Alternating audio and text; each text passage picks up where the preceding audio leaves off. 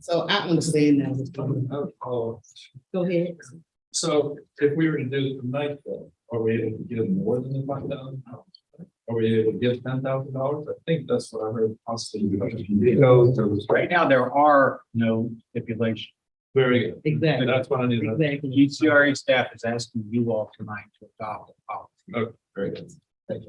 So we can adopt this policy and move forward and still give them money tonight without a policy. Yes, this is the, in the meanwhile, so where the advisory board said Fifth Avenue, Pleasant Street, we're in that same window. This just happened to coincide on the same night. And so until this, whatever recommendation from the Community Partnership Grant Program, when that goes from whatever the recommendation is, it would go to commission, that's still another 30 days. So it should not affect any decisions tonight. There's never been a stipulation at this time on how much that could be granted, and each person, just like it would have been before, was kind of in the meanwhile, can ask of the board just like anybody has ever asked of the board. So there is no parameters around it. So I hope that's helpful. So that's why the guests that asked to speak to the board we had first, because this will not impact those decisions at this time. All right. Is there a matching requirement right now? There's no requirements whatsoever at this time. Yeah, I mean. Go ahead. All right. So I understand, but we done told you, we just changed for you to go, so we won't let you go. if you want to change back. I don't think. Yeah. We got it. We know this. It shouldn't take. Explain it first. But I'm not. You didn't ask me such. Who do you ask? So this shouldn't take very long because you've seen the majority of this program previously. But good evening. Once again, my name is Daniel Blumberg. We're here with the GCRA.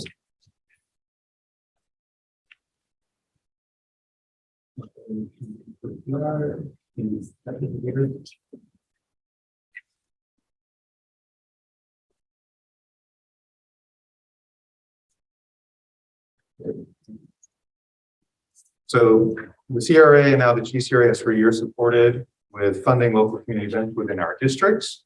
City Commission approved the GCRA 10-year reinvestment plan, which included the Community Partnership Grant Program, and noted that it needed to have the program formalized.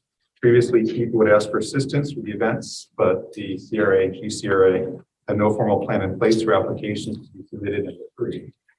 The proposed Community Partnership Grants Program will provide more opportunities, transparency, and a process for applicants to follow. The programs can work as well in conjunction with the RPA's SEAS program within the GCRA boundary, where SEAS provides funding for in-kind services, and the Community Partnership Grants Program providing funding for components that the SEAS program cannot assist with.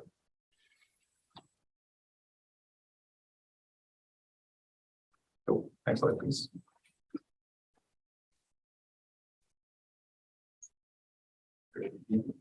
We have made a number of updates to the program since we first brought the program to you for your review and input at the March 15th 2022 board meeting.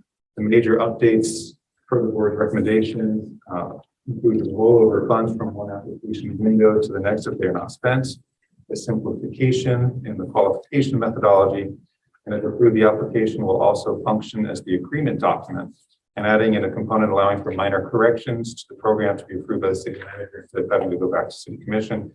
Example of a minor correction would be if there was a notice typo, if a minor corrections to that. If there was any major changes, for example, changing the dollar amounts potentially being awarded, that would still require city commission's approval to be able to do that. Next slide, please. So I mentioned the SEAS grant that this can work in conjunction with. That's through PRCA Parks and Recreation, Cultural Affairs, and the Special Event Supports grant program. It opened for applications on March 1st. The application window is October 1st, 2022 through September 30th, 2023. Depending funding use, the grant may be reopened mid-year for additional applications. So the in-kind services that it can assist with are safety, traffic services, parks personnel, waste cleanup. So that's what the PRCA program can assist with. It can only assist with 501c3 organizations though. So it is limited specifically to those organizations. Next slide, please. So hopefully, it looks a little covered up on the side, but there is a proposed event budget, which you can see on the right side. So the applicants would be filling this out, and it is good news, it's legible for you. So you can see that they would be filling in their budget. They would be going down the list, personnel, administrative services, artistic, and then all the way down the list. In the center, sort of at a Zoom window, is a slightly grayed in section. And that's representative of the PRCA grant potential, because then that will apply to other fees grant for those categories as well. If they needed additional funding for that, they could still put that in for the proposed program here also, in case they were going to receive that. Next slide, please.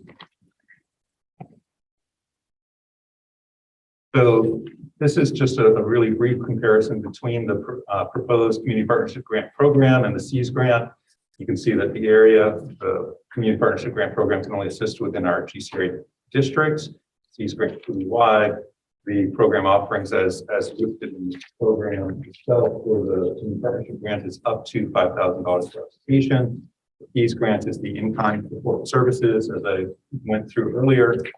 The application for the community partnership grants twice a year. Currently, the SEAS grants is once per year, the possibility of twice per year. And the program funding of the course of 1 year, one full cycle, the community partnership grant would be $20,000, $10,000 per application window every 6 months.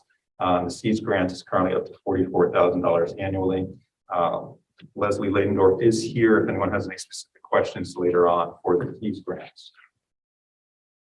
Next slide, please. So for next steps, the PCRA will look at matching the community partnership grant program's application timetable, having 2 applications windows per year. The GCRA is still working on a special events economic development program to assist special events within the GCRA district. These events could potentially include special concerts, or sporting events as examples, and will allow for nonprofits events to apply. Next slide, please. So a recommendation to the board is to hear the presentation and provide a recommendation to advance the proposed program as presented to City Commission for review and approval.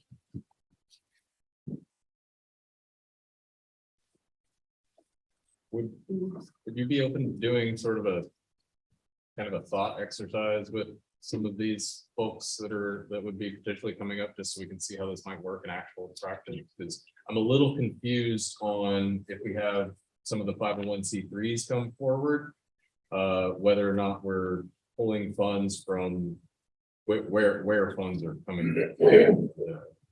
So the 501c3s are going to be nonprofits. Yeah.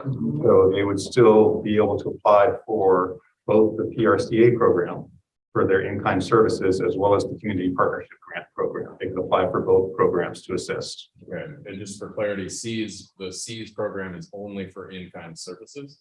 Yes. Okay, cool. I have a question. So what about the for-profit agencies that are?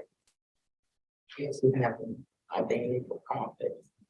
So right now, for-profit, because the community partnership grant program is not in place currently, and it cannot be in place until after its approval, and then City Commission recommends its approval. So the for-profit entities that are here are going to be giving you a presentation and asking you to assist with their funding.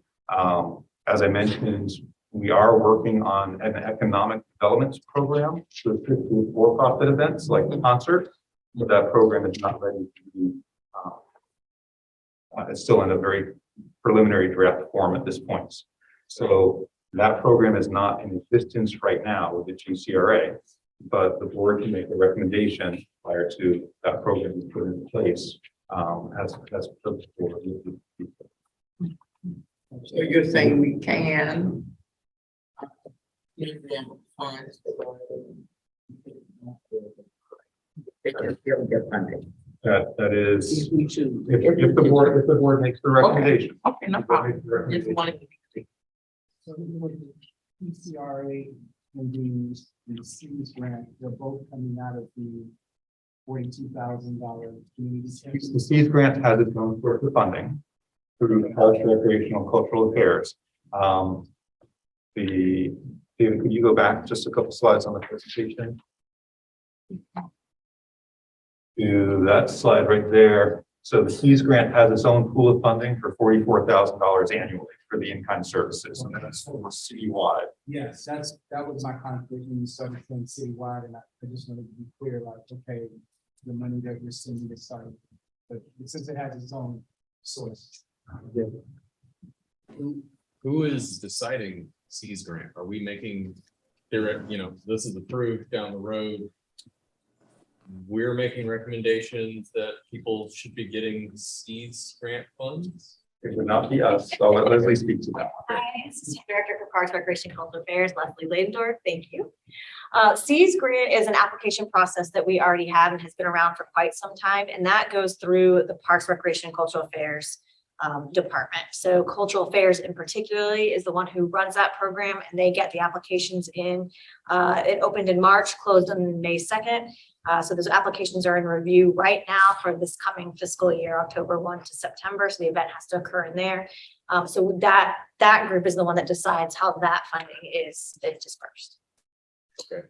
It's just another program in the city that kind of works in conjunction with events. It might be in the GCRA district. Okay. Can this board, I don't know if this is within the scope of this grant program, but if we see a grant that we're like, not sure what we think about it, but think that in-kind services through the C's grant might be more applicable for what they want, and we make a recommendation. Is it, would that carry any weight if it came to you guys that said, hey, we think that would be valuable, going through that program would make more sense for them? I think because of us, the idea of us syncing up our applications, they would have to apply to both at the same time. Okay. So it would be in the same cycles. So they could potentially get funding from both. Member Blunt. And with the C's, the provision of C's services could be considered as part of their in-kind match. No, the in-kind match would be if they have, let's say they have someone performing volunteer hours, or someone's donating in-kind services. There is actually a section in the application that talks about just that. It's on page 2 and 3. So it's actually.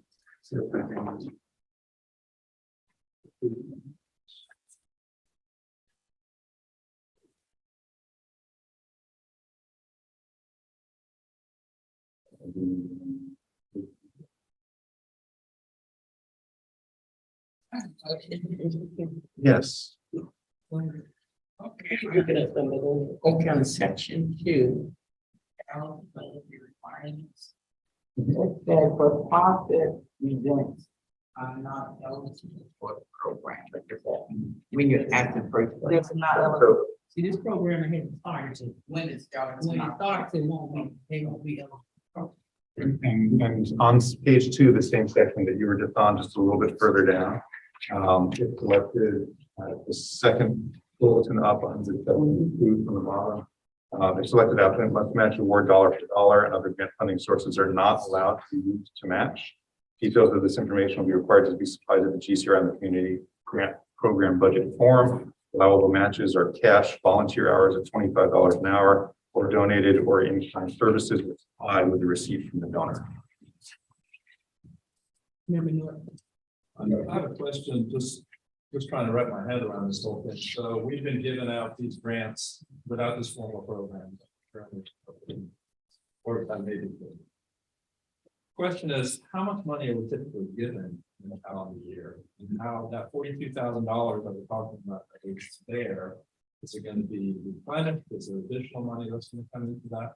And then also with respect to historically, did we do for-profits? Did we fund some for-profits under this program? So those are my questions. So to answer your try to answer your questions in order. The first question was about the existing funding. And generally, we've been given for years now to the Fifth Avenue Pleasant Street Festival, $2,000, and then this $2,500, and this last year was $3,000. Historically gotten a lot of requests for money for programs like this, for these small dollar amount for community partnership assistance requests. We have been working towards putting together this program, which is why we set aside money for it. Right now, the program is set up so that you can see, as currently written, it would have no more expenses than $20,000 over the course of a fiscal year. So $42,000 that's there right now, in theory, if it wasn't replenished, would be good for 2 years. In fiscal year 23, we have requested another $15,000 to go towards this program. So if you were to, as an example, to decide to recommend $15,000 worth of money to go to applicants today, people requesting funds, we would still have $42,000 as of right now. Going forward for this fiscal year and next fiscal year, we drew it down by, say, $15,000 this evening. That answer all of your questions? I think so. In section 2, the fifth bullet, the applicant is encouraged to provide insurance documentation as part of the application. I'm not sure encouraged is the right word unless we're. So the program does not currently require them to have insurance for this. So they might, as an example, somebody might come in and try to apply for a neighborhood barbecue for $100 worth of funding.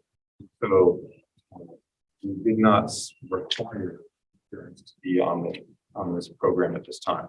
No, I'm talking about the new program. It seems we would require, I mean, well, look at the current app. It's an event like Fest. Who knows what's going to happen? It's a lot of people, a lot of frenetic activity. If there's some accident or injury and we're part of the sponsorship, we want to know they have insurance. So part of and I did run this program through legal prior to coming this evening. Part of the program under the acknowledgements signatures, the applicant agrees to indemnify dependent upon the city, its elected officials. Basically, it's just a boilerplate that they're agreeing that the city can do what permits. The person dealing with the event. That would be for whoever was actually flying for the events.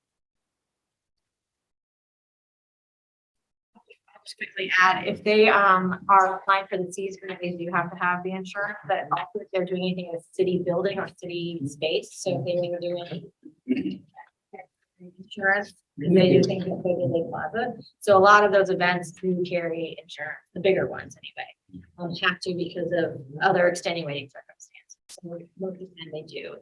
More of them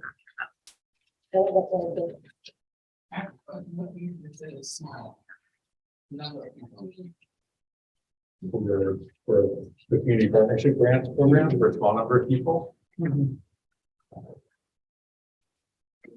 Any of the events that the community partnership grant program is going to be providing funding for has to be open to the public. So they're supposed to be providing estimates for how many people are going to be in attendance on the application. In my mind, a small number of people, as few as 10, but there's no component in here that says you have to have 100 people at your events or 20 people at your event, because there's no way to guarantee how many people are going to show up for your event. Would there be any provisions within this for, and I guess they can kind of do whatever, once they have the money, they can kind of do whatever they want with it, but you know, I think I'm taking your barbecue example, if for some reason we required somebody to have barbecue, you know, then to be covered under some form of insurance, usually even at a minimum, it's like $50 to just get your name put on, you know, whatever insurance person thing, just so that you don't get in trouble or whatever, you know, just sort of a name certificate. And if you're trying to hold a $500 barbecue, I think that would be the reason for the encouragement versus that. So if you wanted to hold something smaller, you might not have to spend so much on it for insurance purposes. Member North. We talked about last time that if, let's say it's $10,000 per cycle, but then on the first cycle, we're gonna award them $10,000, can you carry over to the second cycle? That's what that's envisioned. So potentially, as an example, let's say you only had 3 applicants. One of them was looking for the full 5,000 and the other 2 were only looking for $1,000. So you have $7,000 being distributed out. That remaining $3,000 would be available the next cycle. If you have more people looking for more money that next cycle.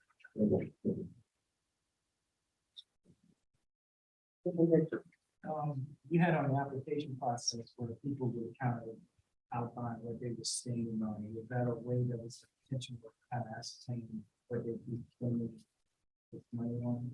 Yes. No question.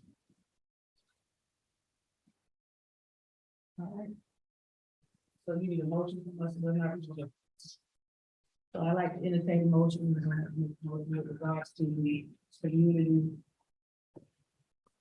Yeah, but I'll make a motion to, now that we've reviewed this, that this moves forward to the city commission as it stands. I think there's been a lot of work through this, and I think there's been a lot of thought on it, and I agree. I think we're on our way to something really interesting. Okay, I second. Been moved and properly second in the discussion. Madam Chair, I still think we need to be more vigilant about the insurance. Vigilant about insurance.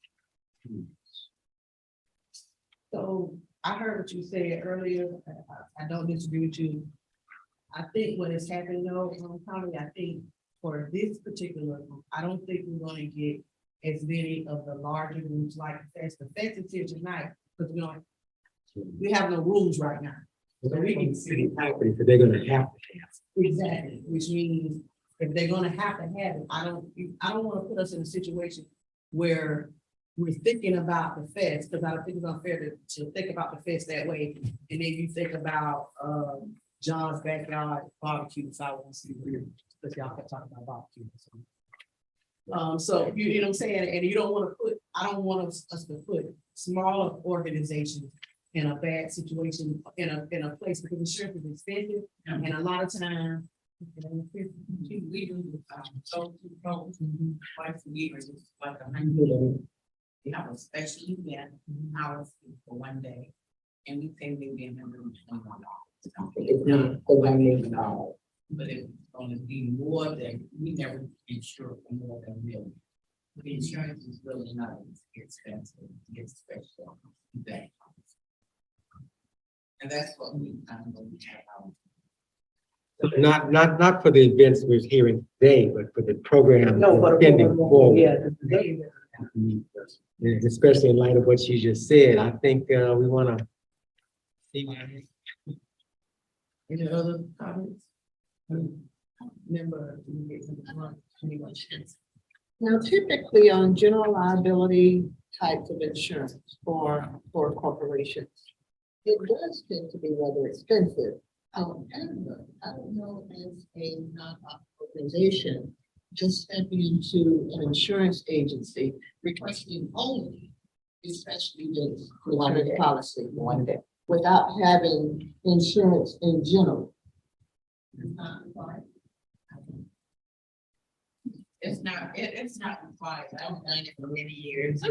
And we do a special event for one day. And we do $1 million, and it's like $100 and something. And I think you can even attach it to still be paid the city. You have to list the city. You're correct, you have to list the city as additional insurer. So it will be, it's not gonna be expensive.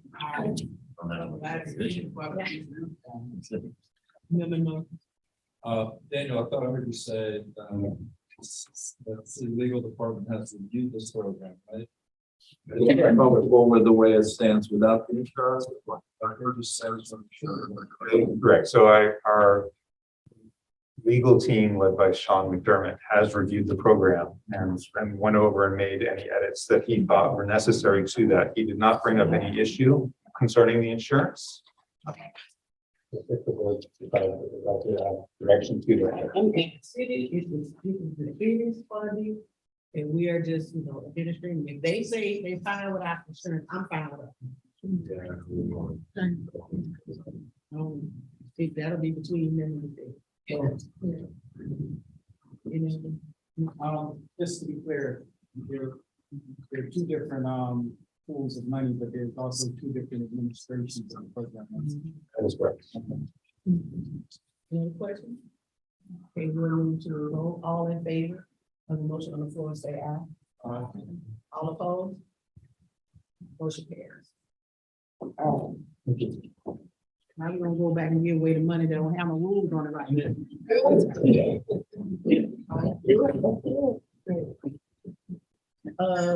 Our first person is Swarthy Gainesville.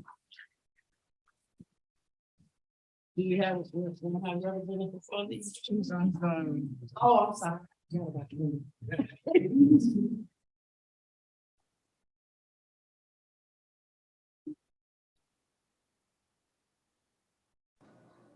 Not sure if you guys can hear me, but I am present. We can hear you. Okay, perfect. So my name is Tadrika. I am the owner of Swarthy's Gainesville. I'm a resident of Gainesville. I always like to say I'm from Gainesville, but I was nourished in East Gainesville. I'm also a student at the University of Florida. I'm completing my last semester there, where in which I've been studying the family, youth, and community science with a specialization in general human development. And so I obviously have an interest in improving the quality of life for the residents, particularly in East Gainesville, where in which I created Swarthy's Gainesville to fulfill that sole purpose. And annually we have an event every year. We started last year. We're going to continue to do it every single year.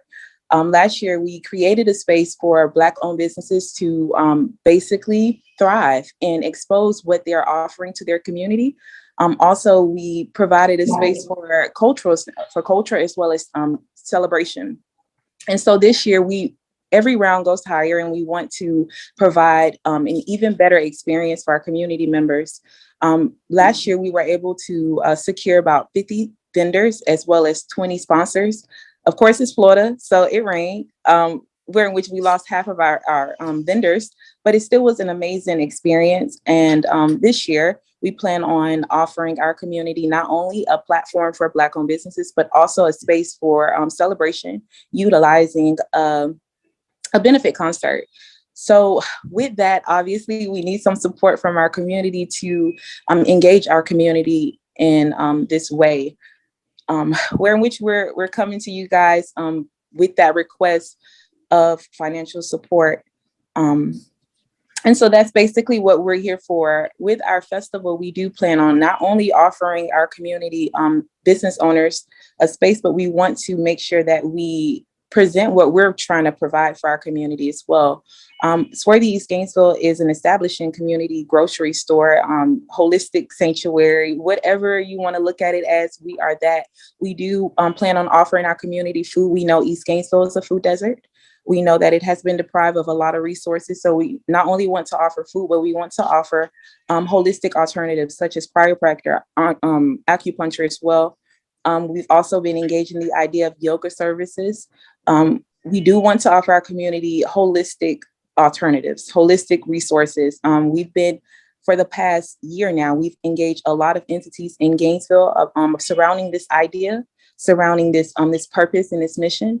And so at our festival, not only do we want to offer celebration, stimulating the idea of Black economic circulation going on in East Gainesville, but we also want to offer our community exposure to this opportunity of life equality, life improvement. And so that's what we're here for. If you guys have any questions, I'm open to answering any questions. I recognize that Ms. Evelyn Fox is present. I just want to say hello. And if you guys have any questions, please feel free to ask me. I'm open to whatever you guys have to ask. Member Blunt. Thank you, Madam Chair. I want to find out if you have a venue and date arranged and the amount you're requesting. If I may share the, Yes, sir. So we do not have a event secure, I'm sorry, a venue space secured. Okay, there we are. We do not have any a venue facility secured quite yet. We are engaging the idea of all of the 7 friendships. Possibly we're utilizing, last year we did use the MLK, the road right in front of the MLK Northeast 14th Avenue for our event space. This year, we want to use that space. Obviously, that was a very fun space, but we also want to take advantage of a rain plan. And so we've been engaging the idea with UF Health. I'm sorry, not UF Health, but UF on utilizing the O'Connor Center for our concert, just to ensure we do not have a same situation as last year. So that is an option. Also, we would like to utilize the weekend of the UF and FSU game, which is also the weekend of Thanksgiving. A lot of young people will be in town for that weekend, and we want to really attract a generation of young people who have families, who are working, who are from Gainesville, who maybe come home for the holidays. We want to attract what we're doing and what our agenda is for East Gainesville, and obviously for the rest of Gainesville as well. What we're asking for is in-kind sponsorships. We're not really I don't really have an amount to present to the advisory board right now, but we are really engaging the idea of in-kind sponsorships. I do have a 2-year-old. I'm not sure what he's going to say right now, but he just popped up. So I'm just going to put my phone on mute. But if you guys have any questions, I am present.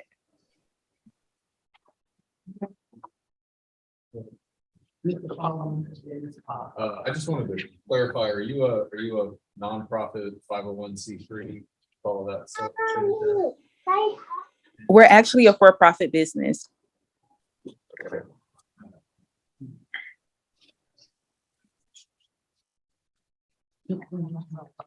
Oh, she answered my question. I was gonna ask, was there an amount that she was asking for, what she said, this in-kind service? Am I correct? It's your sponsorship. These are sponsorship levels that you show. What kind of sponsorship level are you looking for, Ms. Hedrick? Okay, she's got. We're looking at the idea of level 2 for the GCRA with the community partnership sponsorship. However, obviously that can be an in-kind sponsorship as well, if that is something you guys are open to engaging with us. So the date of the event is November? Yes, sir. Thank you. Member Blunt. If the O'Connell Center was the choice, are you asking the university to give you the use of that site, or do you know a fee involved there? We're engaging the idea of utilizing that site as the in-kind sponsorship. However, we're open to possibly paying for the fees. We know that that can be expensive, which is why we are engaging the idea of sponsorships, quite such as the community partnership sponsorship, because obviously there may be a fee, and we're open to that, and so that's an option as well.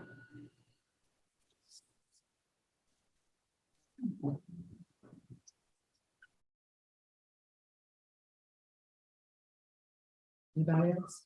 Just a question, if we were doing in-kind services, what kind of services could we provide that would in-kind services? So what would be an example?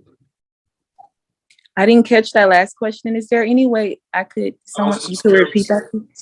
I think it's probably here, but I will repeat it. I was interested in finding out if we were to do an in-kind services type of related sponsorship, what would that mean? Or if that would be part of our sponsorship, what is it that we could do? We do have a budget expense list that we could provide the advisory board on some of the things that we would have to pay for, such as ways. Of course, utilizing the city, there's going to be a fee wherever we go. And so those in-kind sponsorships could be written off as a check to those certain entities that we will be utilizing their services or their event spaces.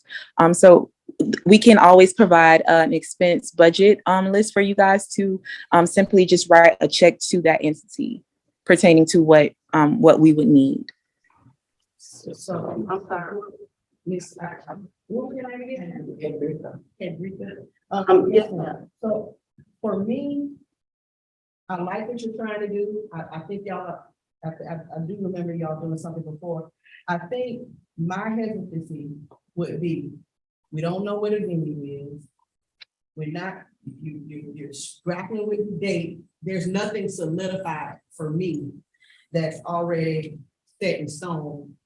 I think it's a great idea though, but I would like, if this is just for me, my opinion, to come back once you kind of get some things more solidified. That's my only concern, because I haven't heard. It sounds like a great idea, but you don't know what's not gonna get no promise in it yet. You're trying to do on the 27th, you at home game. So right now, you need to, I would suggest you really get on it, because I'm sure all that's the venues and stuff gonna be booked and stuff for that particular date. The issue with the funding is not a big deal to me. It's just that for me, there's not enough things that are solidified for me to feel comfortable right now. And that's just my opinion. Member Fox? I completely understand that. As I mentioned, we've had several meetings with our city commissioners about the date as well as the space. We know that this is a big weekend in Gainesville, and so I am doing everything that I can to engage the idea of the commissioners meeting with us pertaining to this, to the event and the space that we want to use. However, it is a big weekend, and obviously there's been a lot of stuff going on in Gainesville for our city commissioners. But I'm completely open to coming back to the advisory board once I finally have a meeting with the commissioners pertaining to this event and that date as well. So I'm open to it, and I definitely understand what you're saying and where you're coming from with that. Hendricks, I kind of agree with board member Sheeran. We need to have specifics. I don't think it'll be a problem with us funding your project, but you don't have any concrete dates or anything. And when you talk about the electronic center, that's $2,000 for now. Then maybe we need to get all of the logistical things worked out. And I'm sure, I know I would support your idea. I did attend the event last year, but we got strong. And there were a lot of people, and I think a lot of the city commissioners were there as well to support you. So I think it would be excellent. If you need to come up with a concrete thing, where it's going to be and what you are asking this board for. The fact that you want the CRA to write checks to different entities, that is not going to work, I don't think. So you probably need to ask for the funding once you do the budget and ask for a certain amount. But I don't think the city is going to be writing the check, like solid waste and all of those things. So you need to revamp the plan and come back perhaps next month and see if we could, there's no problem with funding. You just don't have your plan all together. Before, Madam Chair, before she comes back, I think she should have conversations with staff about that date. I wasn't sure whether to say anything or not, but typically we don't have the resources to fund anything else on a home game weekend. Home game weekends take up all of the city services from police, fire, public works, and Department of Transportation. I'm not saying that it won't happen, but I would suggest that you at least have that conversation with Parks and Rec special event staff. Completely understand. I'm sorry, Member Mitchell. Hi, Hedrika. I love your idea and I love what you're trying to do. I'd just like to highlight just a tidbit of what Member Fox was talking about. We definitely would be interested in taking a look at the budget that you have for this, because I think it'll serve you well, and it'll also serve us in terms of knowing where we can help you and how much we can help you. Because with the Arts Festival, I believe we requested the same thing to actually know what their budget was. Second thing, you might, I don't know, I guess maybe the purpose of selecting that date was a lot of traffic, but you're gonna probably have a lot of competing interests on that date that might dilute the participation in what you're trying to do. And so you may want to consider another date that wouldn't bring such a major conflict of interest in terms of getting people to your venue. The third thing, I was really interested in your steps moving forward. I noticed you had a $65,000 goal. How are you looking on moving forward with what you do with this event? What are your plans going forward?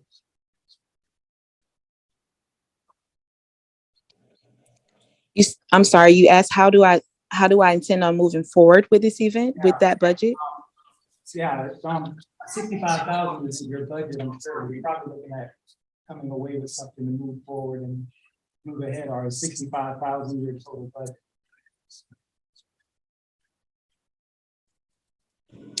Yes, sir. We're engaging, as I mentioned, we're engaging the 7 friendships pertaining to in-kind sponsorships. I'm not sure exactly how I heard Miss Evelyn Fox pertaining to the checks. I'm not sure exactly how in-kind sponsorships can go in Gainesville, far as the money being sent to the entities instead. But we are engaging the idea of in-kind sponsorships from the 7 friendships pertaining to the $65,000. And that $65,000, it includes the entire expenses for what we're trying to do pertaining to the O'Connell Center, the parks and recreation fees that we may have to pay for employees, for waste. All of that is included in the $65,000. And so we are engaging the 7 friendships pertaining to that that budget amount.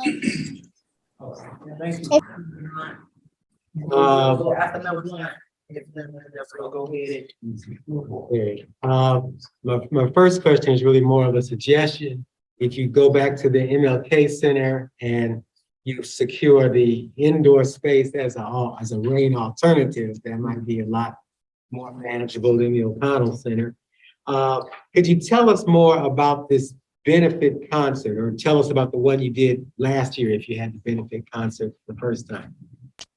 Last year, we did not have a benefit concert. We did the festival for free. We did not charge the vendors any fee for their registration, for their space. We really just wanted to provide a platform for Black-owned businesses to offer their services and their products to the community.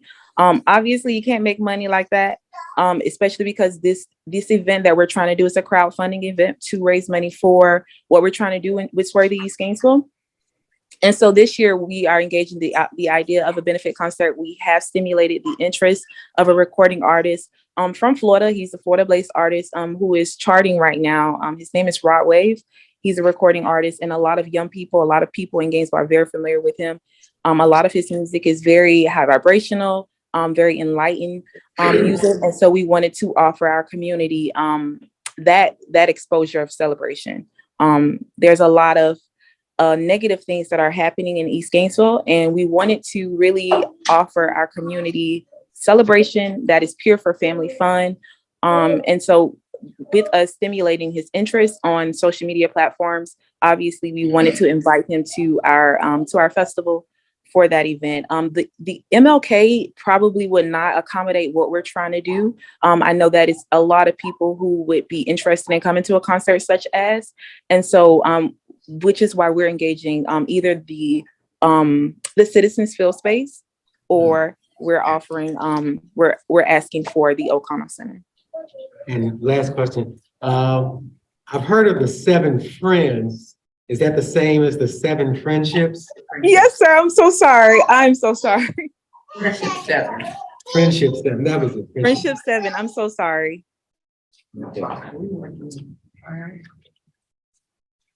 Thank you. What's the pleasure of the board? Motion to, a motion of support to, or a motion of support to come back and review this again once there's a little bit more details. I think take the wisdom of the board. It's been moved and properly second. All in favor? Any other discussion? All in favor, say aye. Aye. All opposed? Thank you. The staff will get with, staff will contact you.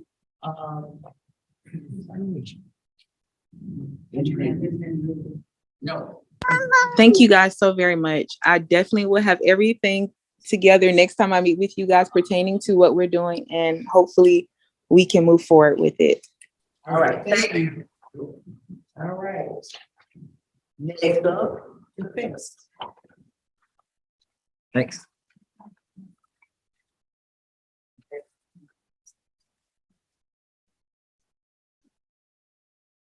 Everyone, my name is Tony Weinberger. I just want to thank the board for giving us the opportunity, and also thank many members in this room who have guided us down this way to be able to present to you. So thanks. I won't take up too much of your time. I know that I submitted some information, and basically I guess kind of want to give you an overview if you're not familiar with FEST, what we do, and some of the updated statistics on how this year is progressing. So the FEST, I'm a Gainesville resident. I moved here in 2000 from Virginia. I didn't move here to start the FEST, but a year later, I kind of was inspired to do so. I wanted FEST to always showcase Gainesville. I fell in love with Gainesville before I moved here, and I feel like we've done a great job. This being our 20-year anniversary, despite the year we took off for COVID. We really try to showcase downtown Gainesville, the arts of Gainesville, and all of our entities within Gainesville. We don't ask for sponsorships from major corporations. We only work with small independent venues, small independent businesses, either Gainesville or from all over the world. FEST has grown significantly. From the very first time we did it, we had 5 venues, 40 bands, about 500 attendees. As coming into this year, as of 6/8, we have sold 2,957 passes. That's passes where people are coming staying here for all 3 days. They get to shoot out the pitch and go around to 18 different venues all over downtown Gainesville. Our main venue being our Joy downtown, Louisville Plaza. 95% of our passes sold are to non-Gainesville residents. That means we are bringing in 95% of the attendees are not from the city of Gainesville. So they're not going home to eat. They're not going home to sleep. We're simulating this economy and bringing stuff into Gainesville on a date, October 28th, 29th, 30th, which traditionally was a dead weekend. And every weekend, Georgia plays forward. And every weekend, everybody goes out of town. So we bring in thousands of people all over the way. We have the members that are in the bands that are performing, the wrestlers that are performing, comedians that are performing. Right now, I'm in 1,756 artists that are coming here to Houston. And 96% of those artists are not from the city of Gainesville. That's not the fact that we're not trying to showcase Gainesville. We showcase a lot of Gainesville artists. So that when we get it all and add it up together, we can't showcase that music that are coming from all over the world for this.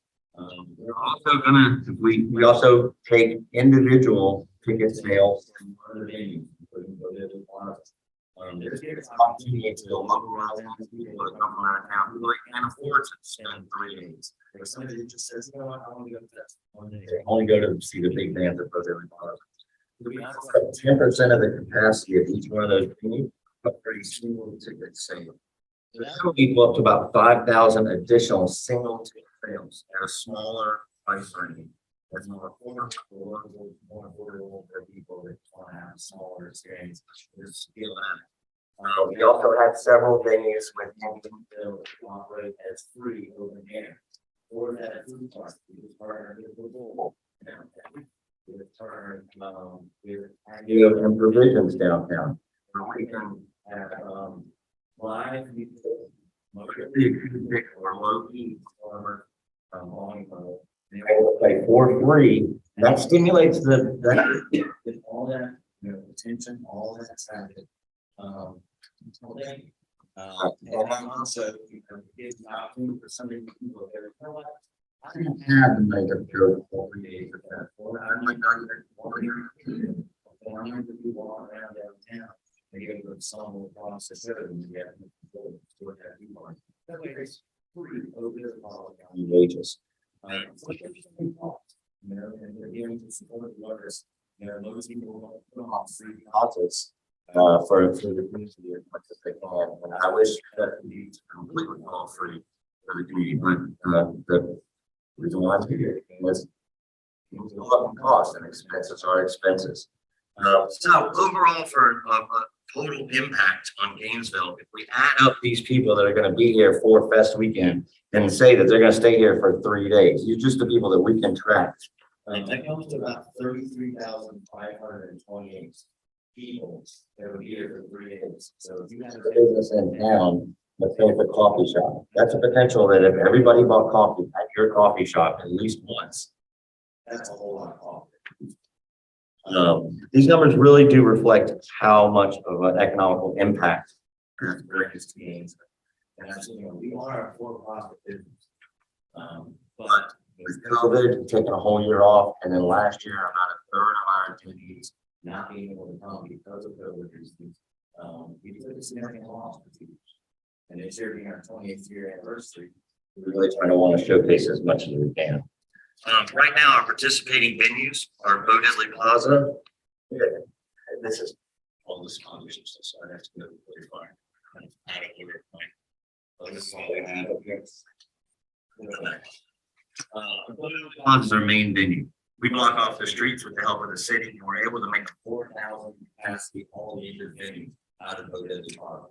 We were the first people to do that to that scale, and we kind of set the blueprint for other businesses and other events that want to do events at Bo Diddley Plaza. We also use a Vivid Music Hall, hardwood soundstage, so that outside area. That scale outside of hardwood. Woolly, Lucy's, the Hippodrome, 4th Ave Food Park, which I mentioned before, Boca Fiesta, Palomino, Vecinos, Downtown Fats, and I mentioned the patio and the bowl just signed on. We just started partnering with Hal Bazaar as well as the new others, which is called Mom's Green Jeans. So, and then there's also a lot of other businesses that don't actually notice code, but participate and feel that from taxi parlors to coffee shops to restaurants to the hotels. I mean, we directly partner with the Holiday Inn University, the Aloft, the Comfort Suite, and the Best Western. And so the direct us sending them business, they've already sold 1,428 room nights. And only the sales tax that goes on that, that tax also goes right back to the community.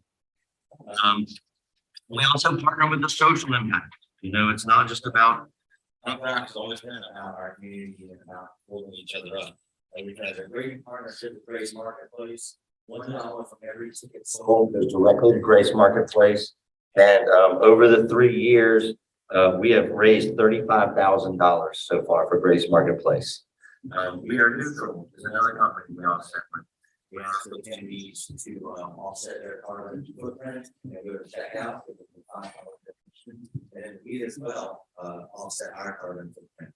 And last year we gave $1,196 of our own money just to offset the carbon footprint of all the venues downtown Gainesville. We're currently in talks with the United Way as well, and we've talked about maybe partnering and trying to get a local start. And the United Way is going to spearhead that. We're going to do a charity football game in the morning this Sunday. So those are ways we also try to generate some economic impact to our charitable organizations in town as well. But it comes down to our own same expenses. That's why we're coming to the board to try to help offset some of these expenses. The mainly we're talking about is incomes, and that centers directly around Bo Diddley Plaza. We've got an estimate in for this year from the city from the different departments. Right now, it's about $900 for street closures and the parking signs. $2,640 estimated. There's that 2 EMTs on site at Bo Diddley Plaza during the concert. $13,300. There are 4 to 6 GP officers on the exterior part of the Bodie Plaza. We maintain inside, we've had a great relationship. Great relationship with the EMTs, and we've never had any type of problem ever that we've had to deal with them. And we want to keep that going as well with them. The actual rental of Bodie Plaza for the 3 days to the event is paid out right around $6,500. We put all that up together so far, and the estimates, it's going to be $23,340 just to use Bodie Plaza. That is just the expenses charged by the city of Gainesville. Now, we have our own expenses. We have staffing. We handle our own trash and waste. We pick it up with the help of partners, and we rent lot 4 from the city. We put dumpsters there. Work with get a dumpster. We handle that. We did insurance, not only for Bodie Plaza, but we get insurance off on every single thing. We name them all. And not on all the woods, in 20 years, we've never had that. But when we look at it, it comes up to with all of our expenses, and this does not include towns. This is include the raw expenses of hosting the event. For 3 days at Bodie Plaza, it's just shy of $75,000. So when we do it up, 31% of those expenses are back into the city. That's what we're going to do. I know that the grant proposal that Bill just discussed, I think it's a wonderful grant proposal. I know that it doesn't apply to for-profit organizations. But what we're hoping is that maybe after today, we get a little bit better on that level of being able to help for-profit great economic impact to the city of Gainesville, and maybe you will consider us or like-minded events that will be coming. That will still happen this year. We're not able to get a grant from the assistance. Just that if we are able to get a grant and assistance, that money will trickle down. And the money will trickle down as we will able to keep our prices lower for the attendees to be able to go to these single show events. If they have to pay less money to go to an event, it's $10 cheaper per ticket. That $10 is directly going to be spent somewhere else, either at a business downtown, at a hotel, or directly into the hands of some of these touring artists that are traveling to our fine city to showcase this event. Another way we can also use that money that trickles down to be able to host and do more free events. If I do an event at the Bowl that's for free, and for that fruit park that's free, at Patio Provisions that's free, as much as they're making trying to help me out, I'm just paying for the artist minimum of $100 just to play for their set, to feed them, to give them a couple of whole beers to drink. We're looking at $5,000 to host these free events as well. These are ways the money will sit down, that benefits not only fest, not only attendees, but it really benefits the community and all the downtown businesses together. And so our sponsorships, this is our sponsorship proposal, which we can pass out to y'all. This is what we give to everybody. This is a lot of the stats on last year, the kind of overall, these are all the stats from last year, not this year. This was our, probably one of our worst years last year because of COVID. But still, stats are great. That's sort of the tier. So we have a second tier and a third tier sponsorship, and we also have a top tier sponsorship. So these are some of the ways we can help out, some of the ways you can do it. We can also cater it more towards how the CRA would like to see itself do things. And we have Visit Gainesville, our top tier sponsor, they give us $20,000 every year. And they're on the top tier of all of our stuff, on the top tier of our guidebook. The big side banners at Bodie Plaza, as you can see here. They're up at the top with their logos. We make banners that go behind every stage. Their logos up there as well. And then a smaller sponsorship, like a second tier or third tier, you get one on the advertisements and things like that. Our website is one of the huge ways. People coming from all over the world. The first place they're on for months and months and months is our website. And here's some of our user stats from last year. So overall, we just want to take time to present to y'all. Really appreciate you hearing us out. And if anybody has any questions, I'd love to answer anything I can. All right, who will go first? Ms. Mitchell, I'll let you go first. What was your budget for last year outside of the extra stuff that you mentioned when you were kind of outlining? So overall, to run this music festival, Not the overall, but the one, the step above, you gave two different budgets. I was just specifically using the budget just to use Bo Diddley Plaza, because that really affects the downtown. It's like something. So right now, our estimated cost for this year to use Bo Diddley Plaza, just for street closure, parking signs, EMTs, GPD, and the rental of the park is $23,340.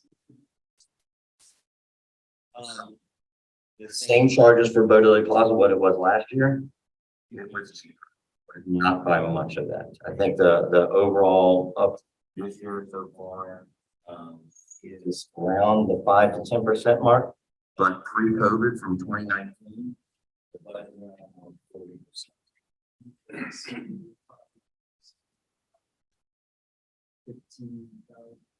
In 2019, yes. Yeah, 2019, yes. I do give, because Fest always runs like, it was Fest 18 in 2019. Yeah, I love this idea. I like what y'all done here. It's very creative and it's very much economic development. I was just wondering if you consider food trucks. We do have 3 food trucks that set up in Bo Diddley Plaza during the weekend.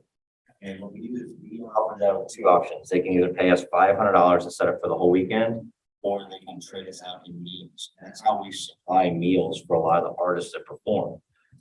With 17 artists, 1,756 artists. If we had to feed them all under one craft, that would be awesome. Lucy's always been a partner of ours. Mother's, when Emiliano's was around, Emiliano's was a great partner. And it's food trucks. And so if you're a band performer playing out of town, you get them bill packs. And it's good for one meal to the drink. And it's like the band chooses which meal they're gonna go for. And they get to review their. Well, you get to bid too. Nobody wants to give away this. But when you're giving somebody who's been a band from out of town, it's a meal, they appreciate that. When somebody asks me, hey, where do we see? Oh, I ate over here at least the meal is great. They hook me up. You should come, or you and I have seen each other 10 years. We're just getting together fast. You look at over here. You say, hey, where are you gonna go? Let's catch up. So we watch. I don't want to watch. My last thing is, it's not necessarily a question, but maybe a suggestion. Yeah. That field next to Martin Luther King speech, a lot of open space, set up kickball, and there's a lot of people out there. Spearhead that, and where we're going to direct it is we're going to try to get some of the band members to participate, and instead of people forming teams, it's like you can just pay $20 donation to play on a team. Yeah, I was just saying that it has a it's probably doesn't facilitate how it's big and things. Take that into consideration for sure. I just really don't know. I'm kind of letting them figure out which field they can get for free. You know? But I do love that area for sure. Thank you. I'm sorry, I was remiss to do this before we started discussing, but I just wanted to let everyone know that one of our members declaring the conflict of interest, Mr. Jacob Ivy, because one of his magnificent vocal bands is one of you. Right. So. Member Blount, then member Fox. I have 4 questions. I think lot 4, where you do your dumpsters, is that on the west side of the federal courthouse? Mine is northwest, but I think it's behind the federal courthouse. There's a kind of dumpster there that we don't use that I think is used for some of the restaurants. We bring in our own dumpsters. But yeah, it's pretty much a dead parking lot that weekend. We rent it out. Yeah. We've had a great success with doing that every year. Have you received funding from CRA or GCR? Well, CRA back then. Have you gotten CRA funding before? No, this is the first time we spoke for the board of CRA. It's the first time. We do get funding from Visit Gainesville every year. The ticket prices in the past, were they similar to what the ticket prices are? Yes, ticket prices increased from last year, I think, $5 or $10. And whatever, the raffle, both inside ticketed venues or some of the food. The flea market is a total thing. So everybody that comes to Fest, you don't get a ticket in the mail. You do a registration. We used to do it at the Holiday Inn. And then last year we were doing it partnering with another hotel, and the hotel contacted us, I think 2 or 3 weeks before, and said their ballroom was flooded. So we were lucky with our relationship we have with downtown businesses that the owners of the top suggested, hey, let's use the boxcar. And so we did the boxcar, which was perfect for COVID. It was all open air, and that is free event. Anybody can come and it's set up and all the vendors pay a modest. I think they pay $50 to $100 to set up, and they're vendors from all over the world, mostly clothing, records, labels, things of that nature. It gave us the boxcar and also got to showcase, our beautiful art downtown. The raffle and the flea market. The raffle is something that Grace Marketplace does on their own. I think it's on digital. So they put up, we try to get artists to submit things from merchandise packages to selling art, things like that. And then Grace takes all those items, puts it up as a raffle, people buy raffle tickets. All that money goes to Grace, and then Grace coordinates with the winner over there. And then Grace uses that area of registration, since everybody has to go through there, to walk around and speak to people directly about what Grace does, and able to be like, hey, while you're at it, do you want to throw $1 out? Member Fox and Member Paul. Okay. For the out of town, and how much of people up to.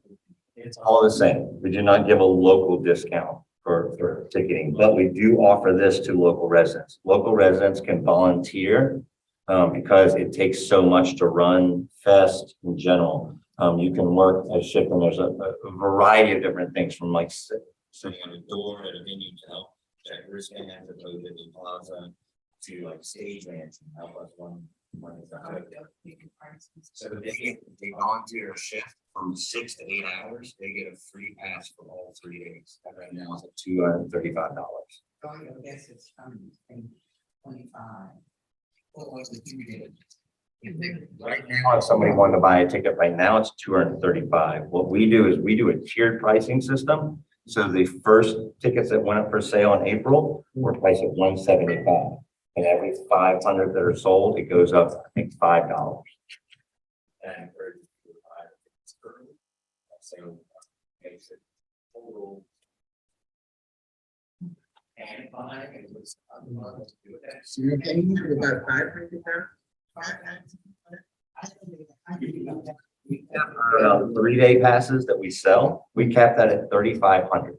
And it's low, but the reason why is because if we add in all the volunteers, it's about 500 volunteers to help us out to make it. They all get a pass for all 3 days. That's 1,700 plus fan members. They all get a pass for 3 days as well. You get the venues, like Jake's venue, they get passes for being all of our staff, the main staff, they are volunteers. So it ends up becoming between 5,000 and 7,000 people that are at this hands on. But it gets dispersed all over. So they're not all in one place at one time. One of our current question is, what is the ask of the GCRA? What I'm trying to get is help in paying some of the expenditures that the city that first used Book River Plaza. I don't expect this to give up half the budget of what they have, but if there's any money that we can do, these are the levels of sponsorships we have. We have a $20,000 sponsorship that I don't think is actually on here. That's our main top tier. That's like what is at Gainesville adult levels. And then the other ones are $2,500 for a second tier sponsorship or $1,500 for a third tier sponsorship. I'm ready to make a motion. Well, we'll have Mr. Palmer and then we'll take a motion out. I guess my question is more for staff. One of the things I would ask about this, I'm looking at, I think I'm probably close to, being similar on a motion or something like that. I wanted to see though, before I make any talk to the staff, do you guys have availability on October 28th to do some potential tabling there? For me, when I look at this, I think this is a good opportunity for us to do some marketing, community outreach. It's kind of like we're both supporting the grant, we're supporting a community event, and there would be some opportunity for us to do marketing. I think we could certainly arrange that. I mean, we do whatever. Okay. Yeah, I just wanted to make sure you didn't already have like conflicts of interest or, conflicting events or something that day or the ability. Hold up to see. Yeah. Yeah. Whenever there's an opportunity to partner, especially when the board also recommends, like, we'll do everything that we can to table it and be a part of that, so. Sure.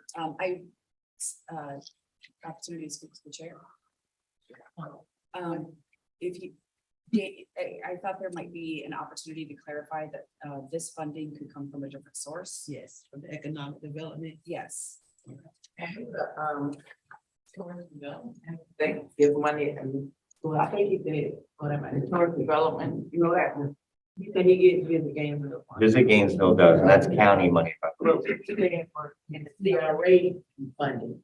We have this community fund, community partnership fund, and then we also have economic development. So if it's something that the board wants to do, you don't have to do it from this phone, you can do it from Economic development. So Daniel Blumberg, GCRA staff, we have over $400,000 of economic development. 400,000. Okay, so I accept the motion. I'm not a precedent for every funding something like this for business. Okay, I just wanted to be clear on that with the board. He's never done anything about this before. So we have to be careful for what we say. This will be the last time with the new program. Right. We're on top. You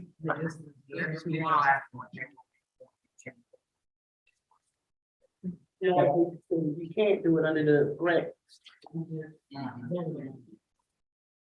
But I do like the fact that it came out of the economic development, but that made a lot of sense, so it makes me a lot more comfortable.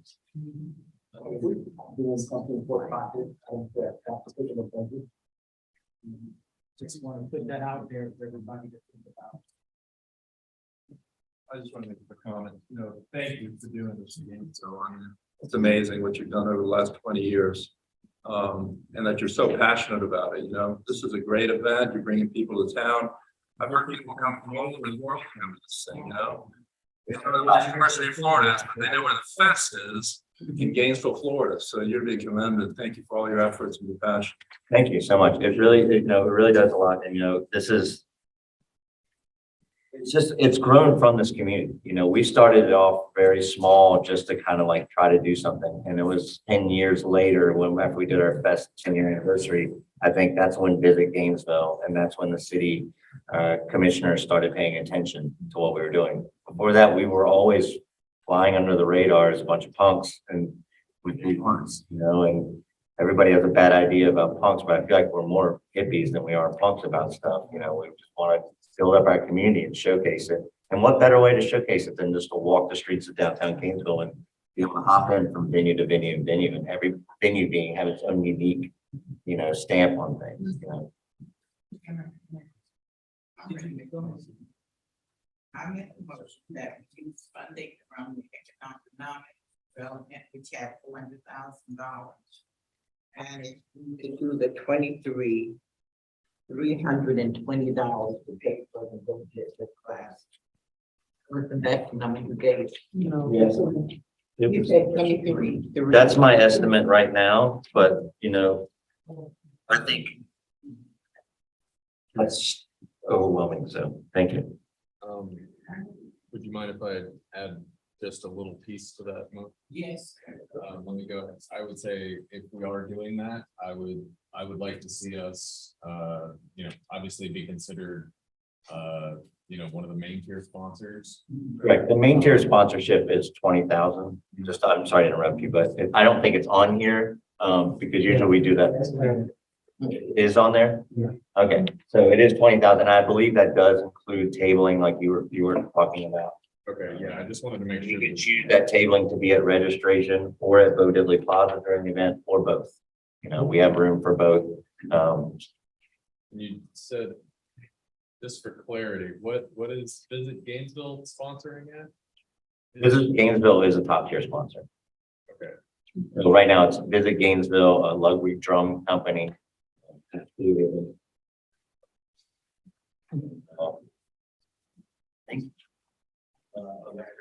Smart home records that also does merchandising. We do in trade with them.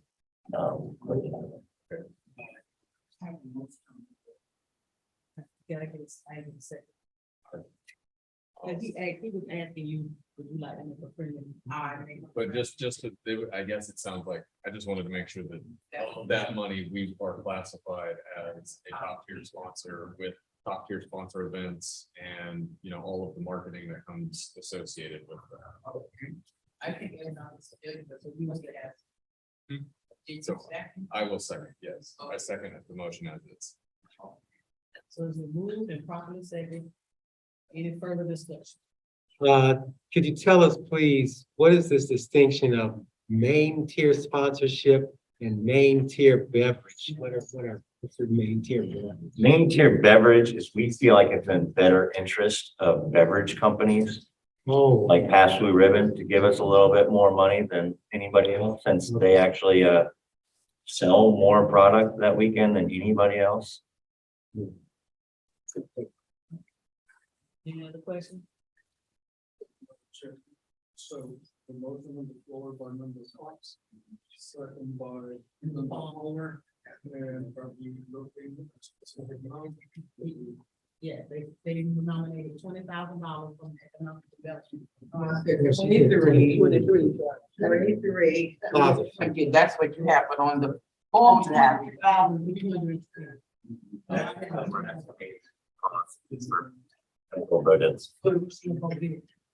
And EMTs, GPD, So not waste. We still gotta get waste.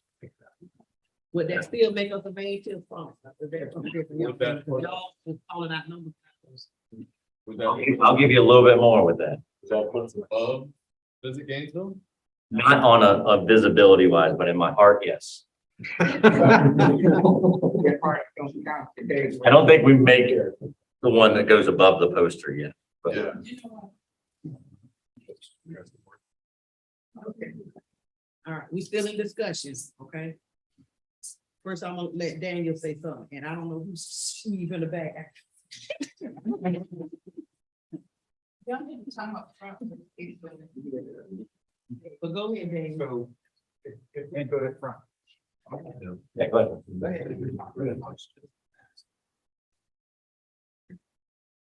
So we definitely appreciate the excitement to help support the fest. If we could request, because the fest is until November.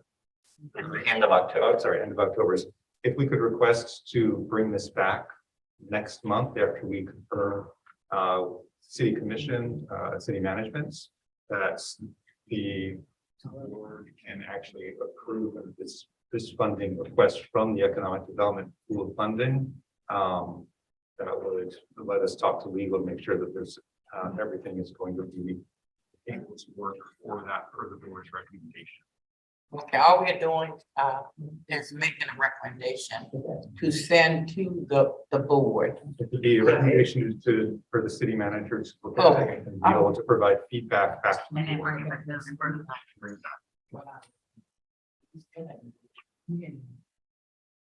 Go ahead. why can't we provisionally approve it out of the 43 balance? And I don't know if we have fungibility and switch it to economic development. Well, we don't want to do that, because that would take more money away from giving it to our community, other community organizations that want it. So we have opportunity to pay for it out of different, and that's what that's why. So right now, the recommendation is that we're gonna support the fence at the level of $23,320. And it's going to be based, you're gonna come back though after we talk with the city manager. So it's a conditional recommendation based on the city manager. All right, with that, everybody understand? I have to assume too that we are given this money and we move forward with the sponsorship level and things like that. That if it were focusing directly on this in kind, we would present to the CRA, here is our bills that we collected or paid for these rentals of voted deposit from the city. Is that how it would work? Is that how it works? Hi, Chair, David. So typically, what we have done in the past is we receive an invoice from the organization and we fund directly to the organization. That's what I wanted to be clear on. If it was more like just a direct, like you're paying for the sponsorship and then we take that money. That's what I want to make sure. What did you find at 23,320? He called it out. Oh, I see 23,340. It's tiny different. He said 20. I mean, if it's easier, we can just call it 20, but I'll definitely use the extra 3,000. We already made the most now. Thank you. So it's in motion, second by Mr. Paul, the recommendation for 23-20, for the Fed and the main tier sponsor,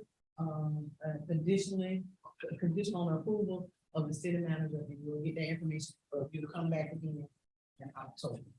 That's all right. Next, I'm sorry, next month. I heard October. I don't even. Oh, that's what we're in. Okay. I'm sorry. So is that we all clear? Till August, right? We meet August 2nd. So we meet July 19th. All in favor of the motion, signify by saying aye. All opposed? Motion carries. Thank you. Enjoy the rest of your evening. I'll see you back in. July 19th.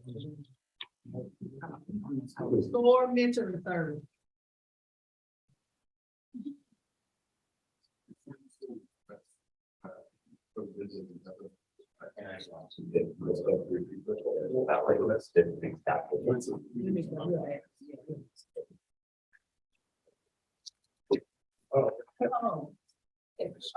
I am no.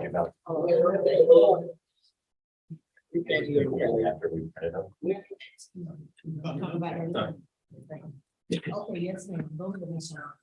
Shonda Mead, I am the founder and executive director of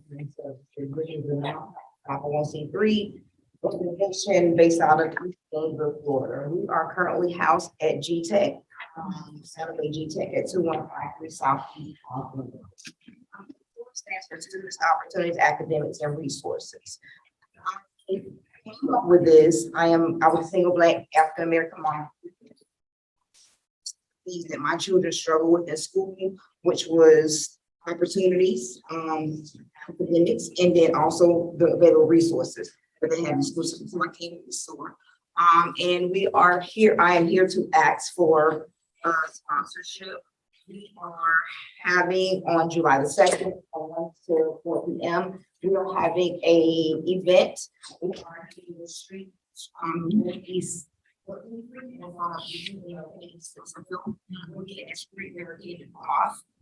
a fun diversity, equity, and inclusion event to bring everybody out to the east side of Gainesville, because there's really nothing happening on the east side of Gainesville besides all the dollar stuff.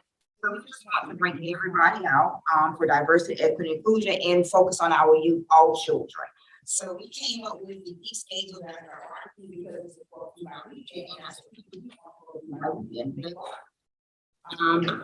so we to engage the community. There will be several events out there. We're going to have the spaces. We're going to do the street painting.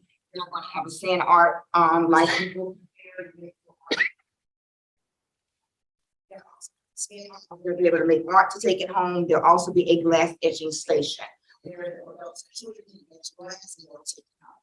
there are also going to be things for them to have and take home.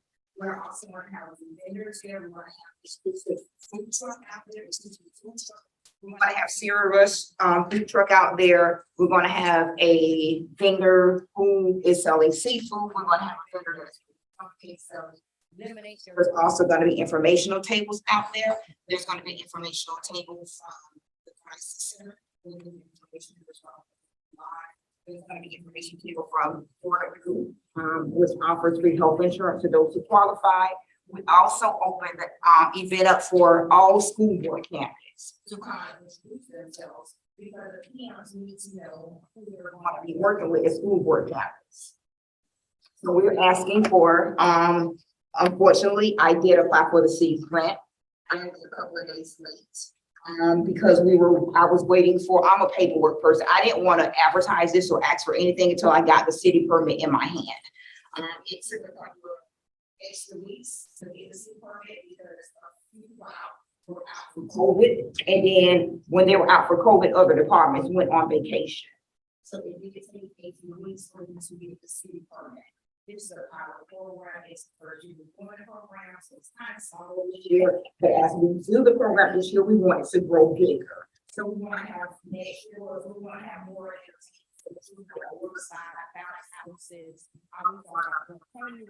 But again, this is a permanent part of the future. We do have expenditures. We want to actually see the new in-kind for GPD.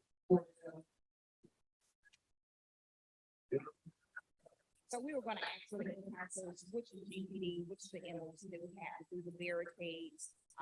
We have rural restrooms, they're gonna provide porta potties, it's gonna be the food and firms, we're gonna have electrician available, and water, we're gonna be AC, in front of the houses.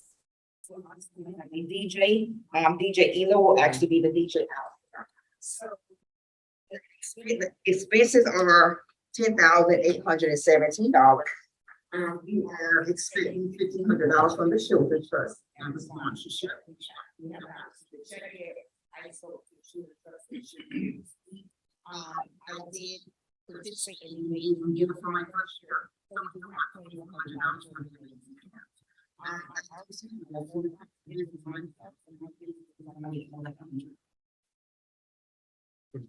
What's your total up to around?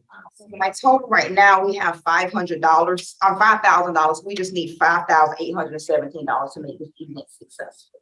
And again, it's for our youth to come out and know that we as a community support them. Member Northwest and Metro.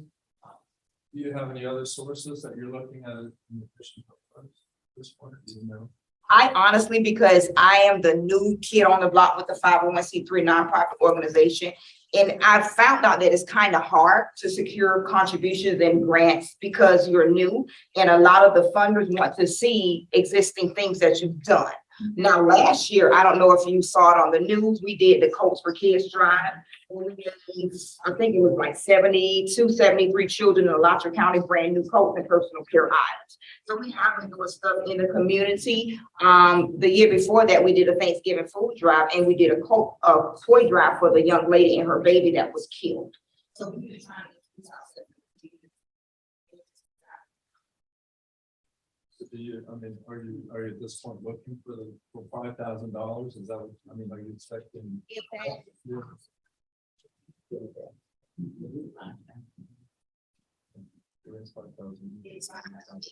See, but if that's possible, I truly appreciate it. Oh, it's number 5. Okay. So currently we are not servicing directly because of COVID, and we're coming out of COVID. But we're seeking funds, so another idea I have is to start a parent and student resource center out of GTech. And I'm seeking funding for that. So with the Parent and Resource Center, I know a lot of parents are afraid to go to the district and ask for help because simply they don't want their child to be labeled, or they don't want to be labeled as bad parents. So with the Resource Center, I have on the SOAR team, I have 2 licensed clinical mental health counselors.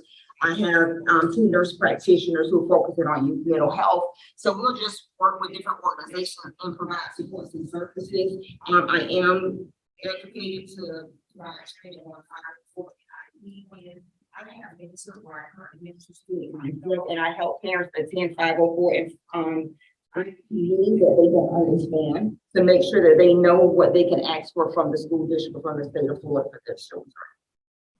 Yeah. The event they're gonna have is on what day? Saturday, July the 2nd. July the 2nd. Yes, ma'am, from 1 p.m. to 4 p.m. And it's gonna be like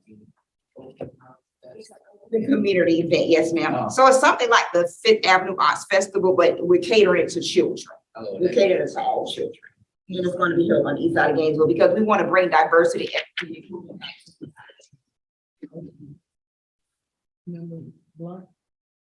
So of the programs that the 5 programs you've included in here, the one that you've done before that's in here is the Coach for Kids. Correct, the Coach for Kids. And I'm sorry, I did not discuss. So you do have 5 activities in the book, as he stated. Those are proposed activities that we want to do this year. So the dates are TBA. Madam Chair, did I make a motion or you want to make one? Anybody? Well, yeah, you can make a motion. Okay, I move that we provide $13,000 for a store that's to cover the balance she still has for the barbecue event and her encore event, Coach for Kids. It's a total of 5, I'm sorry, it's a total of 5 events. If you look in the proposed budget, so the date we have right now is the barbecue cook-off for July the 2nd, 2022. We also have other events that we want to do for the youth. Like I said, 4 is geared towards youth and to include all of you, not just African Americans. Because we want to do those. So he's speaking of all of the other proposed things that we have listed here. Okay. It's been moved, properly second. Discussion? Ms. Morgan? Still have a question. So you're gonna have this event, how are you gonna advertise, or are you advertising? Advertising, we actually have been advertising it on social media, and we are gonna pass these out as well, and it should be one in your proposal. Yes, sir. And we have other organizations like the Children's Trust helping us advertise as well. Clarity's sake, where would the funds for this be coming from? This This is is part the of the community. community. What is it, the $42,000? Right? Remember the policy you just approved, might get passed also. But the policy that we just approved, they don't go in effect tonight. Right. So it's just the $42,000 fine is what we're talking about, right? So they said the other one is in effect for 30 days. My understanding was whatever money they allocate, tonight is not a score. It's not $32,000. So, what we're discussing here, if you are doing this with community partnership grant funds, then that would reduce the $42,000 down. Well, may I make a friendly motion? Okay. Is there another place where these funds would come out of, just for clarity for this? That is where those funds would come out of, and it would reduce the total dollar amount. That we will be rolling in the next fiscal year, there'll be 15,000, so whatever that total is by October 1st, essentially. I want to also just make sure everyone understands the perspective of the different tiers and keep that in mind. And also the precedents that these kind of decisions are making. Also, typically we do one event at a time. So she's asking for one event. So I'm just laying out the facts, and then please know that we probably should, if we're going to go this dollar amount, we have to vet something like that. $5,000 is the threshold usually. Anything above $5,000, we typically go to legal, and we typically go to the city manager for approval. So I want to make sure I make that. I thought we were looking at that 5,000 cap for the new program site. So I'll try to clarify. The thought is correct. Right now, there's $42,000 and there's no structure in place at this time. However, even city staff can't make purchases over $5,000. And so this is in an uncharted territory. Usually When different people come to the board, they have a dollar amount that they're asking for, and we usually don't go over that dollar amount, and that's what's happening at this time. And so we would need to vet something like that kind of purchase through legal and through the city manager before something could be decided on specifically.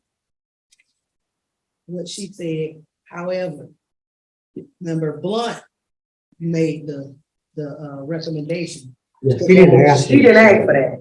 She asked for the $5,000. You asked for $5,000 to make up. And I brought it up because this is something she already has record on. She's done it. And you withdrawing your motion? You know, you said you wanted to offer an amendment. Oh, my amendment would be that we give what you asked for, but then with speaking with staff, 5,000 is the max that we can get. In your event, it's in a couple of weeks. Yes, ma'am. So I would recommend that we do the $5,000, so you wouldn't have to go through legal and city manager and all of that. So I'm gonna ask Ms. Blunt to offer friendly amendment, where we just give her the $5,000. And for future events, you can come back, is that correct? That is wonderful, yes. Okay, that's my. Yes, she made president.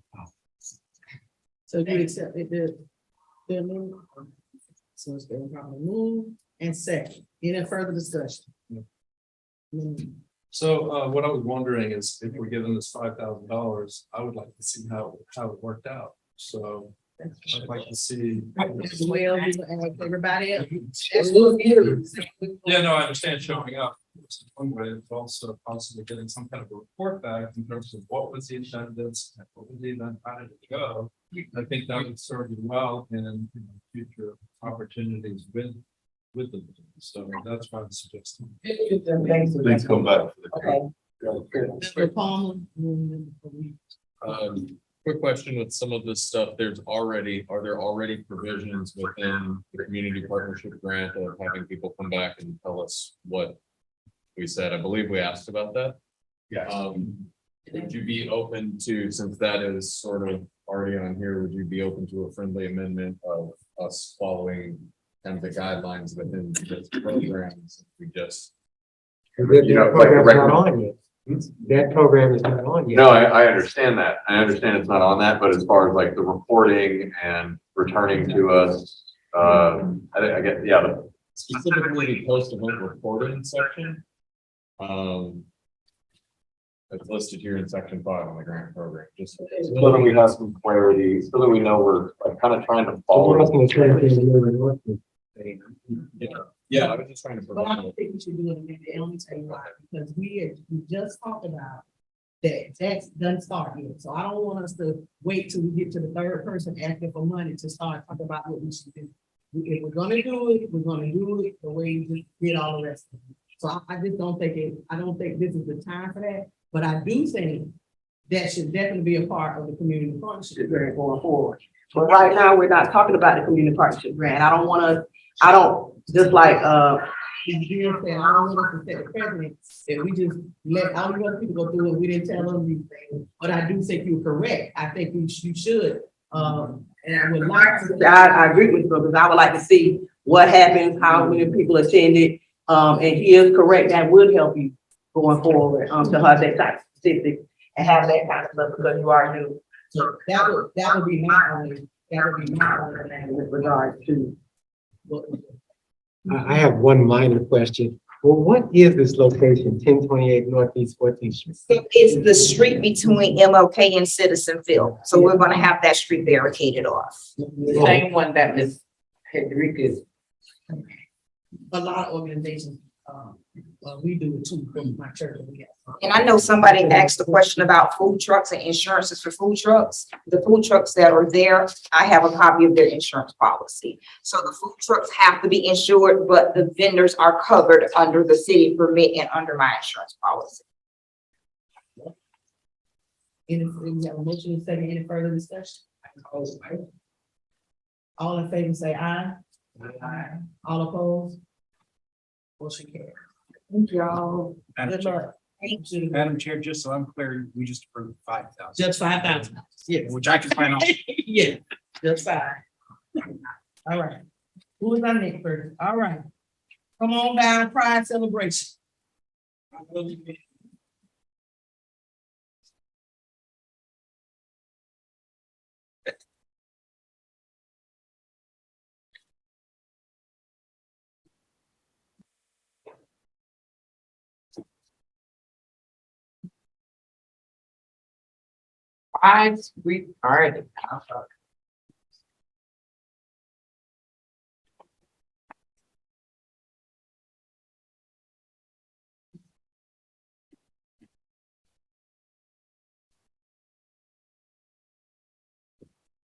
Hello, everybody. My name is Natalie Goodman, and I am the representing pool, where I am a bartender and also the organizer, director of this Pride event, Street Festival. It's happening actually this Friday, so kind of a quick turnaround time here. Yes, this is what we're hoping to get some funds for. So yeah, thanks so much for having me. The event is intended to celebrate local LGBTQ talent, and as you can see in the flyer, the festival will take place in the street in front of the bowl, which has been closed off since early in the pandemic. So, it will be in conjunction with the regular monthly art walk that he puts on. And the event will be painting, busking, and driven by local LGBTQ profits. And so then the art will be by a series of bands that are located kind of all around North Central Florida, followed by a drag show and then a dance party. So we actually have already received a generous contribution from the city of Gainesville, the Cultural Affairs Department, that has allowed us to pay our performance and to enable us to make this a free event that's open to the public. For some of the incidental costs that have come up throughout the course of the planning process. And so I mean, really anyone would be helpful, but specifically this money would be used to help us offset the costs of advertising, stage equipment that we've been renting, and the labor hours accrued. So I think this event will be of value to a number of levels. So maybe the most saliently, we'll be donating all the proceeds from the the Unspoken Treasure Society. So the little timeline see the organization that's in Gainesville, and she'll be providing support and resources for local trans and gender non-conformity, especially in color. And we chose them because of the kind of urgency of their mission, I think. When I think trans people, particularly trans youth, are being targeted by a lot of kind of patriarchal rhetoric and Florida. And so they're already vulnerable and we're at risk recently. And so we kind of need kind of looking for organization, all the fact that they are an organization for trans and gender non-conforming people run by trans and gender non-conforming people. So maybe some to give money directly to members of the community who are working for that community.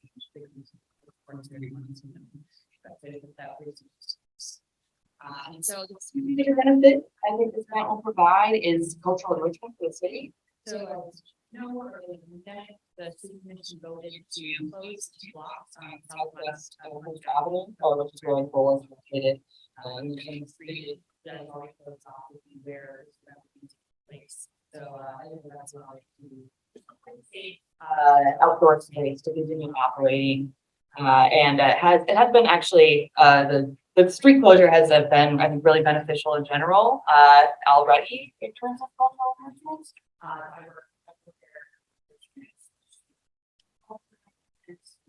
Kind of personally watched a whole community blossom, like bringing people in from all these different demographics and generations and walks of life to kind of gather around and share it.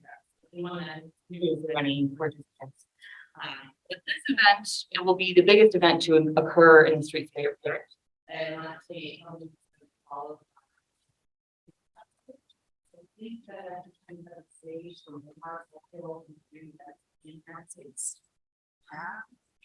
and then the third benefit is related to that.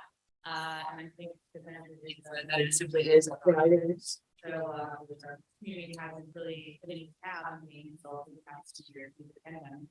And then Gainesville is normally that's kind of, which. But, yeah, we wanted to have something in June, to kind of commemorate from,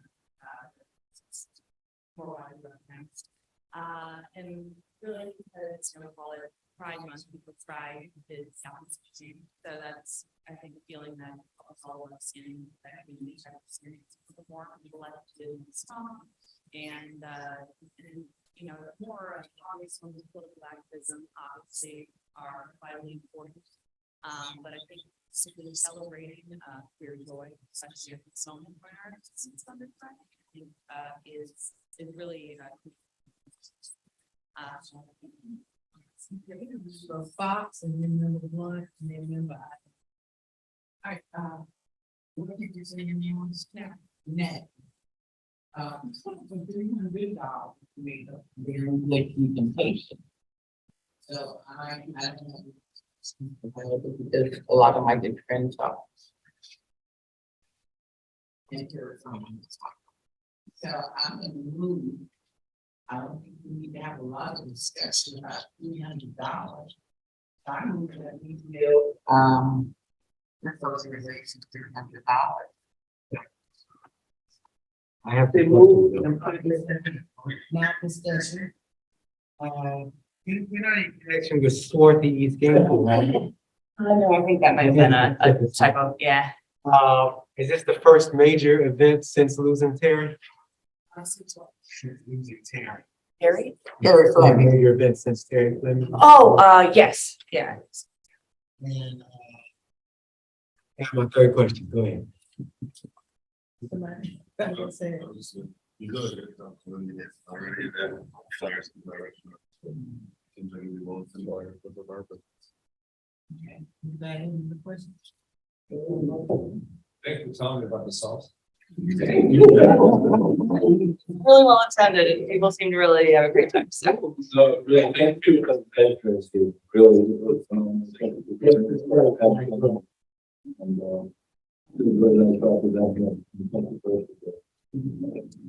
Any other comments or questions? There's a motion on the floor. All in favor, say aye. Aye. All opposed, motion carried. Thank you. Good luck, Karen.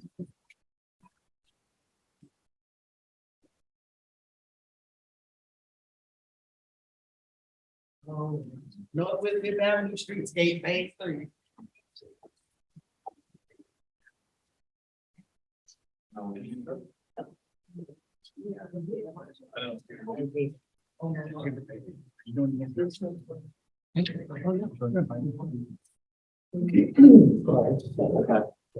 Madam Chair, as you know, the board received a presentation from CHW regarding the current development going on Northwest Fifth Avenue.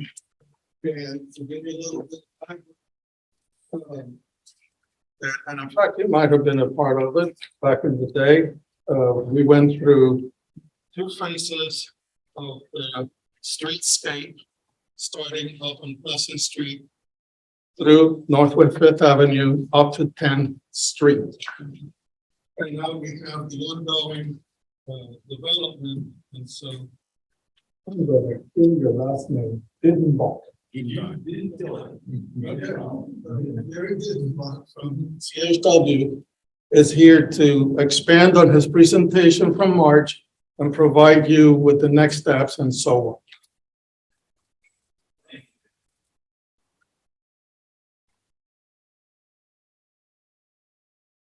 I just want to say how fun it is to be here and watch you do so many good things for these organizations. Talking about food, talking about barbecue, talking about food trucks.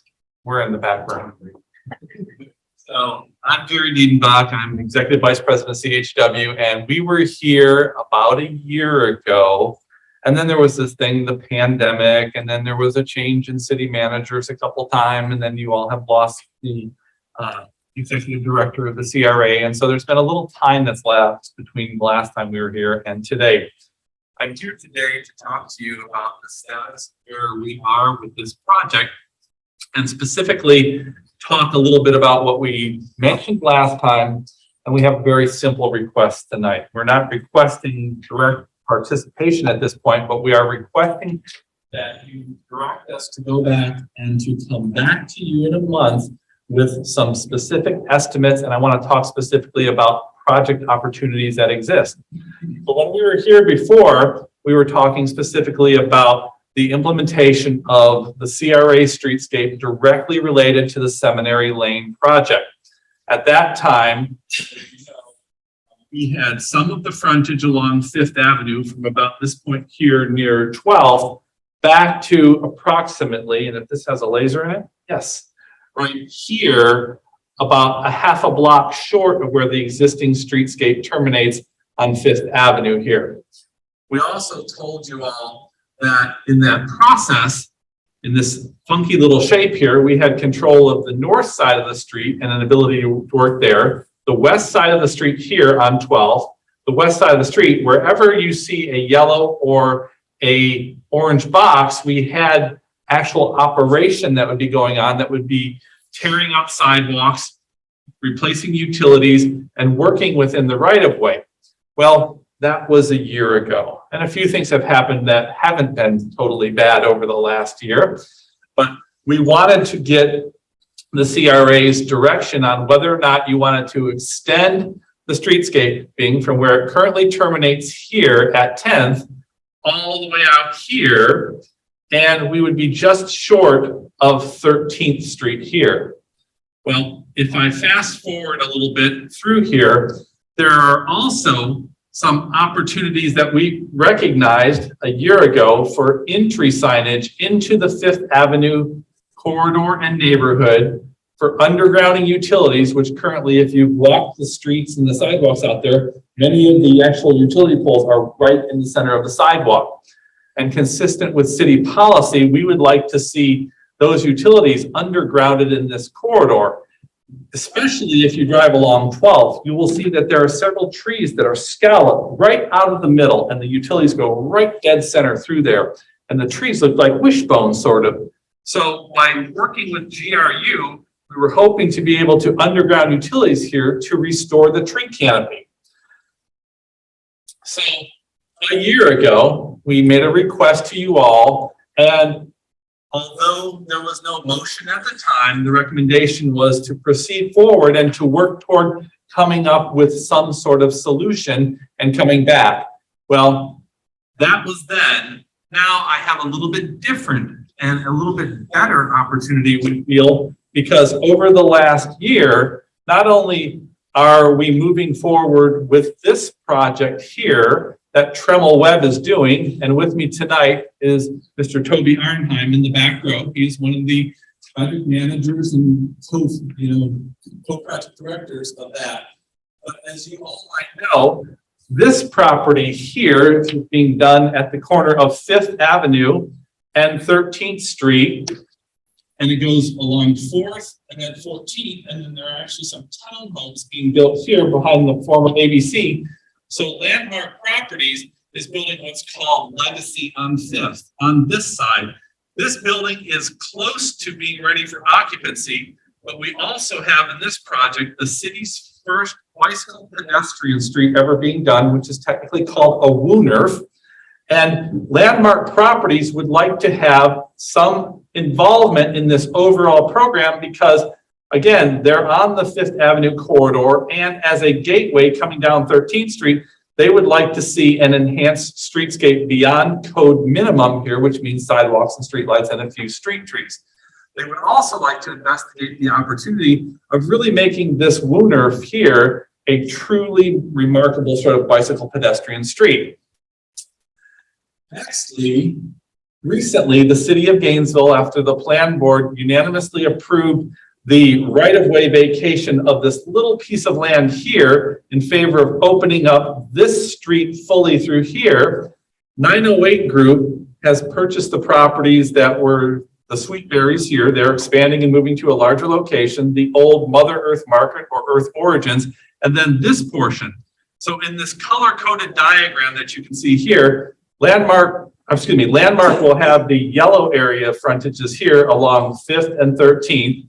908 group has frontage along 13th and then the north side of Fifth Avenue and then the south side of Fifth Avenue.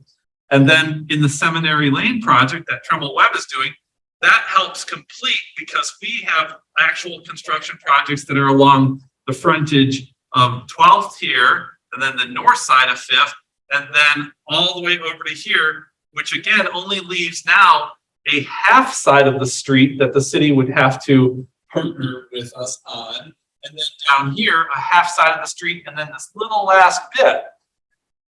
Fast forwarding again over the last year, this red line that you see here is the Heritage Trail.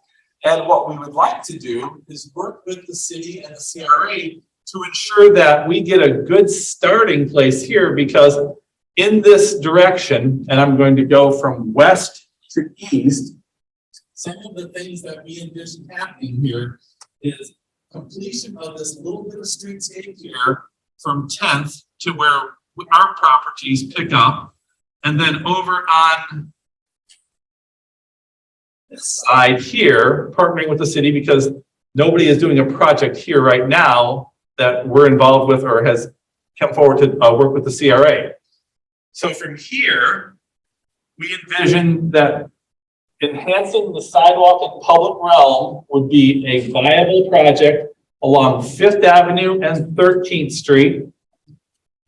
Nextly, I will talk to the Department of Transportation and Mobility in the city.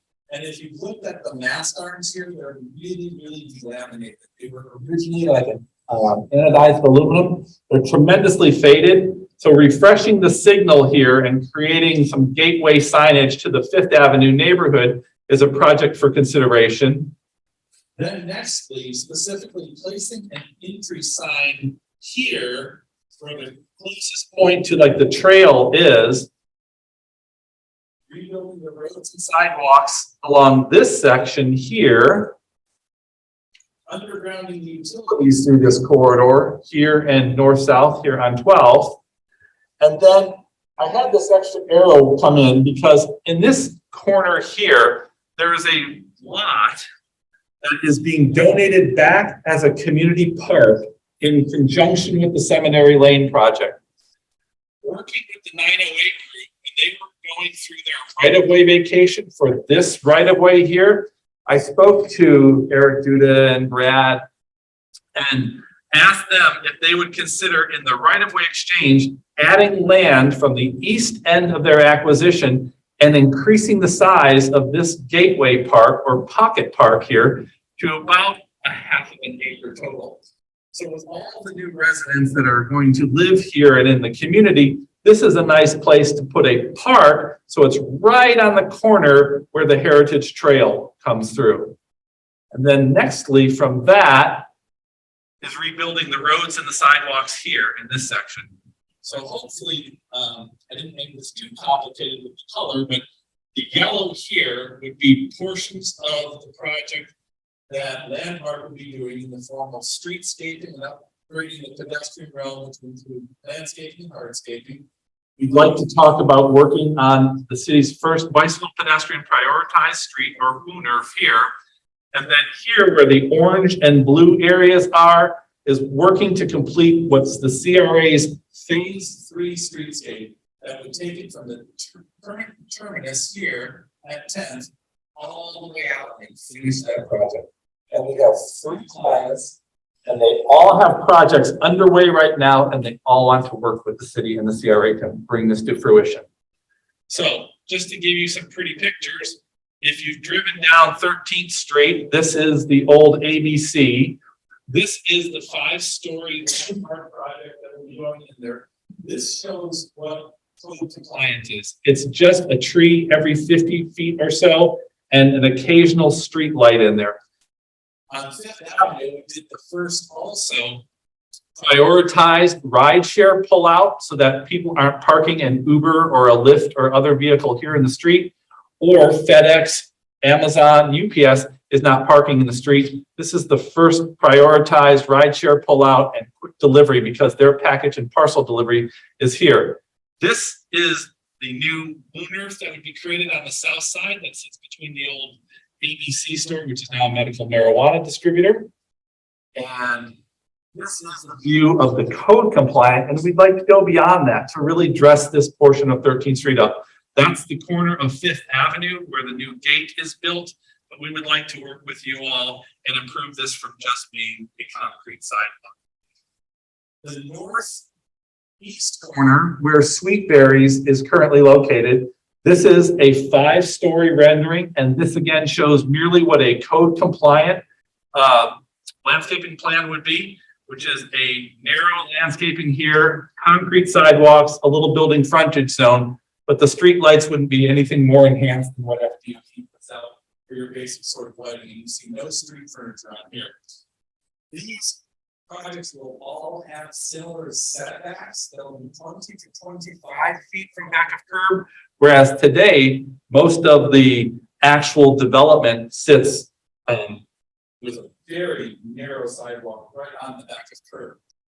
There are also in the 908 project, adjacent to that park area that they are going to dedicate, going to create some small townhome type buildings that will have residential development in it, but these will actually sit and they're fronting on the park and they'll be on-street parking. So this is the view of what 5th Avenue looked like before construction started. As you can see, the sidewalks in this area are generally 3 feet in nature, sometimes a little less, and they were frequently penetrated by driveway cuts to get into different properties. And you can see that the utility poles in a lot of cases, like right here, are sitting right in the sidewalks, as well as many meters and valves and other utility pieces in there. This is a sketch that we presented last time, and it shows you the difference between what old standards were with the sidewalks actually here. And you can see that the street pans have actually been paved into to add width to the travel lanes. So this will all be rebuilt during the course of the project. And we would like to come back with more generous landscaping and hardscaping zones with on-street furniture and trash containers, city lighting that is consistent with the CRA's corridor, working in the sidewalks, and then a generous landscape zone to connect to the building edges. And this again is actually it's a picture of what this looks like, or a sketch. That's that fence there. Now that property, since we originally drew this, is included in the 908 group's property, and this would be the location of the pocket park. That little intersection on the park, or about 8-foot concrete disc in the center, is being pulled out, and that is going to be turned into a full roundabout intersection there.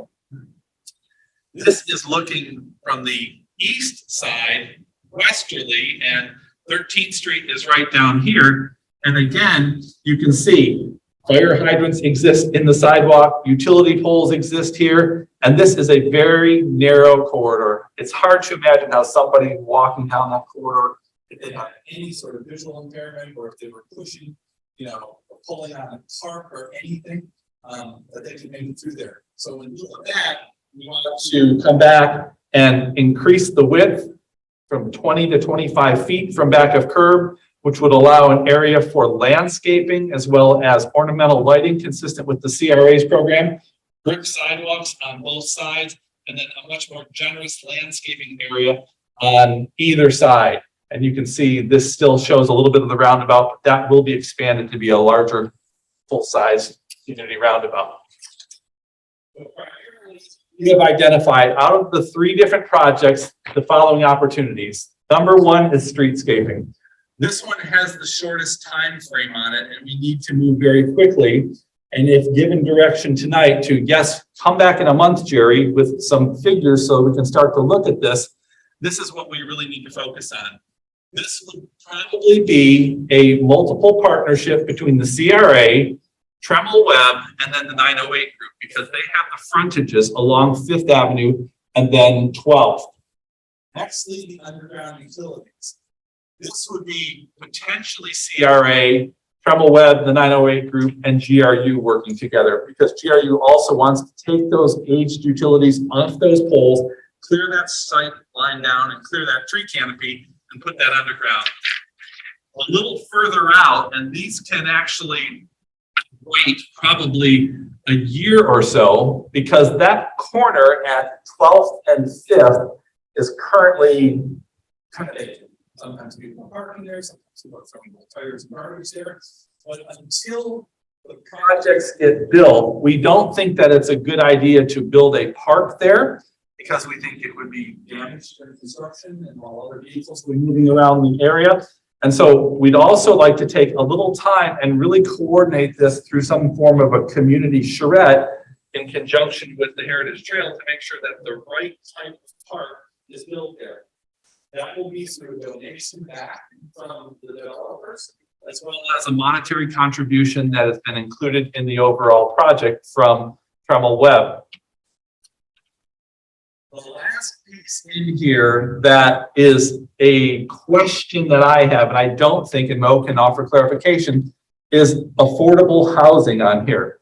As a part of the project, and if I pack up a few slides, this land here that sits north of the water tower is currently where the construction trailer and construction staging is happening. Once the buildings are built, the construction trailer and staging can be removed, and then at least 8 to 10 affordable housing units will be placed here, right on 5th Avenue. Adjacent to that property that was part of the transaction, there are 1, 2, 3 lots that are in ownership by the city, either under the CRA or under the city of Gainesville. And it's a discussion that we have started with the city in seeing whether or not the city would want to surplus those lots or add them in so that we could boost the number from 8 to 10 residential affordable housing units here in perpetuity to maybe 12 to 15 units here. That's a discussion that I think will go on with Mr. Harris and the city manager. Yes, ma'am. Fifth Avenue, about the red area. Madam Chair, Ms. Fox's question is yes, this is 5th Avenue here. And at the intersection of 12th, there are old lots that exist here. And so we're trying to look at, we haven't chosen any architecture for that yet, whether or not to put single family detached houses, single family attached houses, or perhaps townhomes. If we do townhomes on there, and it's a discussion that I'm having with Andrew Persons, the planning director, if we do townhomes on there, there's the potential, because of the efficiency of building multiple housing units into a single structure, that we could get more on there. And this land here does have an old plat underneath it where there are really narrow old historic lots. So what we're trying to do here by working with the planning department and the city is do the most good. Because the more affordable housing units you can put on here, the better our community is served by the overall project. So that doesn't have a short timeline on it. These top two do, because they are actually, the projects are under construction right now. Landmark is close to pouring the concrete for their sidewalks, but they'd like to do CRA compliance. We are probably looking at occupancy in the fall of 2023. So we are within about a year and change of needing to finish this out. So we really need to make a decision over the next 6 months on how to proceed with these. These two can wait a little further because we want to put some more time and thought into those. And there's Fifth Avenue one is not a priority to those who is there. No. I would say these are priorities immediately because these projects are under construction now. And we have to make a decision whether or not to do CRA compliance or CRA street staging in there because the projects are under construction. And so we have a shorter time frame. We want to do CRA compliant and finish out phase 3 of the 5th Avenue corridor, but we need to know fairly quickly. The other things that I presented in giving you the full picture, like the park, this can wait a little while.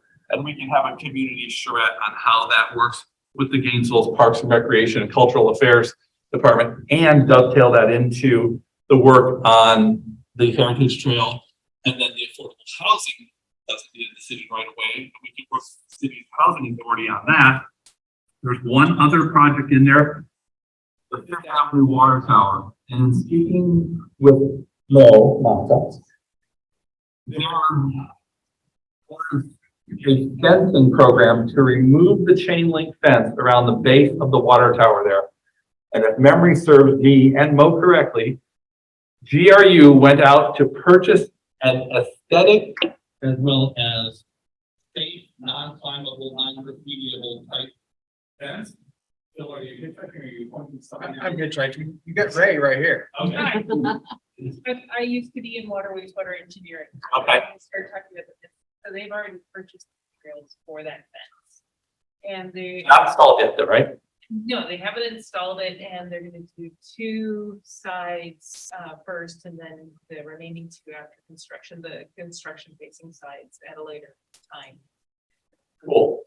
So ideally, what we'd like to do, since you have not installed that yet, is to work in coordination with CRU so that the streetscaping from the curb up to where you're going to put the fence is done holistically through the corridor, and make sure that that is properly landscaped and then properly amenitized around the base of that. There was one additional piece that Mo and I talked about in that, and that's the coordination and placement of a potential projection on the tower to enhance urban placemaking.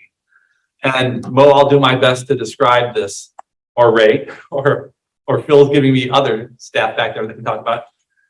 But there's an idea to place a projector, like a video projector, up on like one of the Seminary Lane buildings and project it onto the tower so that when events occur, like the Fifth Avenue Arts Fest, or there are other community events, that tower can be illuminated like you often see in other cities. It would give the city a chance not to necessarily have advertisement on the tower, but to celebrate events that were going on. We had also met with the Gainesville Police Department and offered to GPD the ability to run fiber optic up to the rooftops of all these buildings so that they could add enhanced security cameras to watch Fifth Avenue, 12th Street, 13th Street, and the proximate area. And so by giving them access to the rooftop vantage points, if you will, for cameras and physical monitoring devices, we thought it was a really cool idea when Mo came up with the thought about, let's project something on the Fifth Avenue tower there and use that and change it with seasons or change it with special events. That one, again, is not under a time crunch. The ones that are under a time crunch are clearly the streetscaping, because these projects are under construction and we will get to a point where we need to know. So the only ask I have tonight for you is whether you would like us to come back with sort of an a la carte menu of costs and project elements. If it weren't for COVID and timing, I would have had a table, but I would like to come back with this graphic and say that for every 100 feet of this, which is about 700 feet, it would cost this amount. The reason I didn't get that is because actually my project engineer who's doing this project, and this project has been out with COVID. And while he's giving me some estimates, we have to figure out, and we want to be very clear, because the CRA money, in our opinion, should only be spent from the right of way to the end of the curb. From the end of the property line inward to the property. See a situation created like this created around landmark properties where there are discussions of city writes huge checks to developer. We want the CRA money to be spent in the public realm, meaning inside the right of way and the public property, and the developers will match on private property what the CRA does. And as you might imagine, that involves my engineers and surveyors going in and measuring the square footage of, well, how much is inside the property line versus how much is in the right of way, and coming back to you with really precise estimates of saying the city's contribution would be, in this case, 50%, the developer's 50%. Maybe here, because of the narrow right of way, it might be 80% developer, 20% city. But I want to make sure and everybody understands that the city's money and the request would be spent in the public right of way and not on private property. I think that's a real important concern. So with that, that's the end of my presentation. All we'd like to do is come back next month and give you an à la carte. Member Blunt, then Member Palmer. I have one question for staff and then a bunch for Mr. Diedenbeck. What is the current balance in the old Fifth Avenue Pleasant Street budget, the pre-GCRA balance? So the TIP funding for clarification? Yes. Can you give me just a minute to get that for you, please? I'll start my questions, Mr. Diedenbeck. Sure. First, the trees you mentioned that are scalloped out because of this overhead utilities, will they survive the undergrounding? Oh, yes, absolutely. Whether the trees would live through undergrounding utilities. Primarily, the core of the undergrounding would occur on the side where a lot of trees don't exist. This area here would be done by a directional bore, so they would navigate there. That Woonard, will that Woonard be closed to motor vehicles?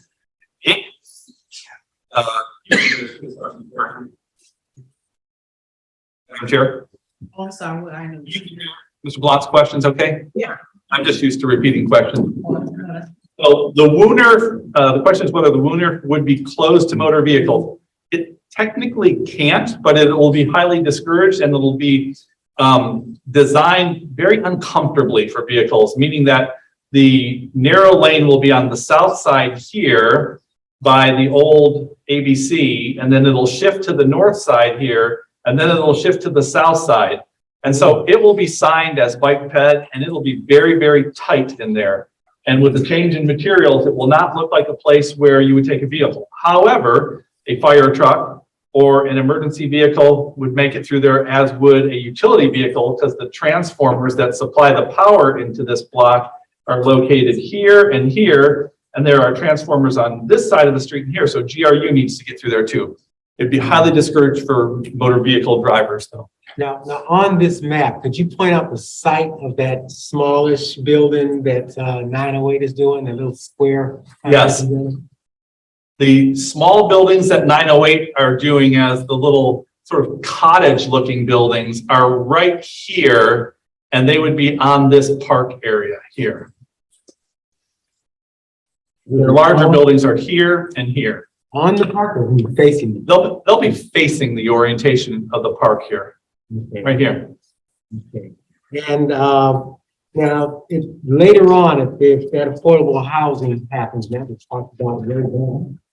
I had the impression way back when that Trammell Webb was going to totally finance that. Are you talking about the city's, when you say city partnership, and you're talking about the donation of lots?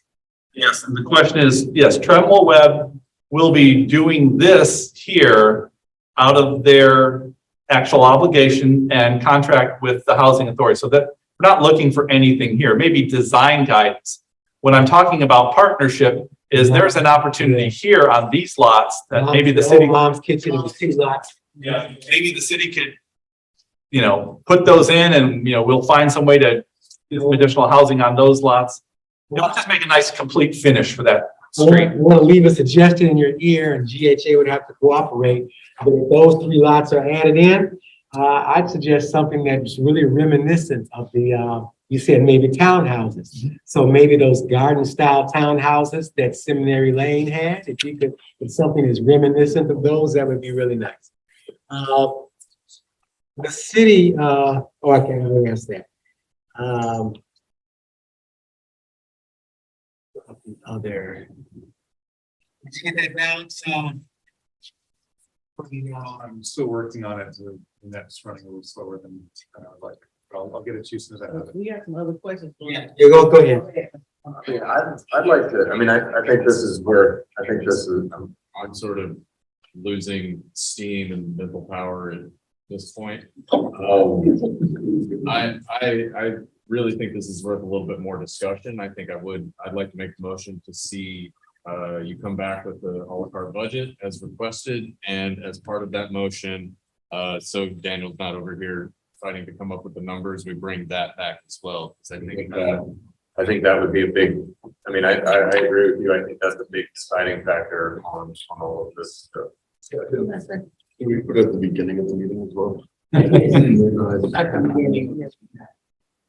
I'm ready to. Yeah. We moved and properly second. Any further discussion? All in favor, say aye. Aye.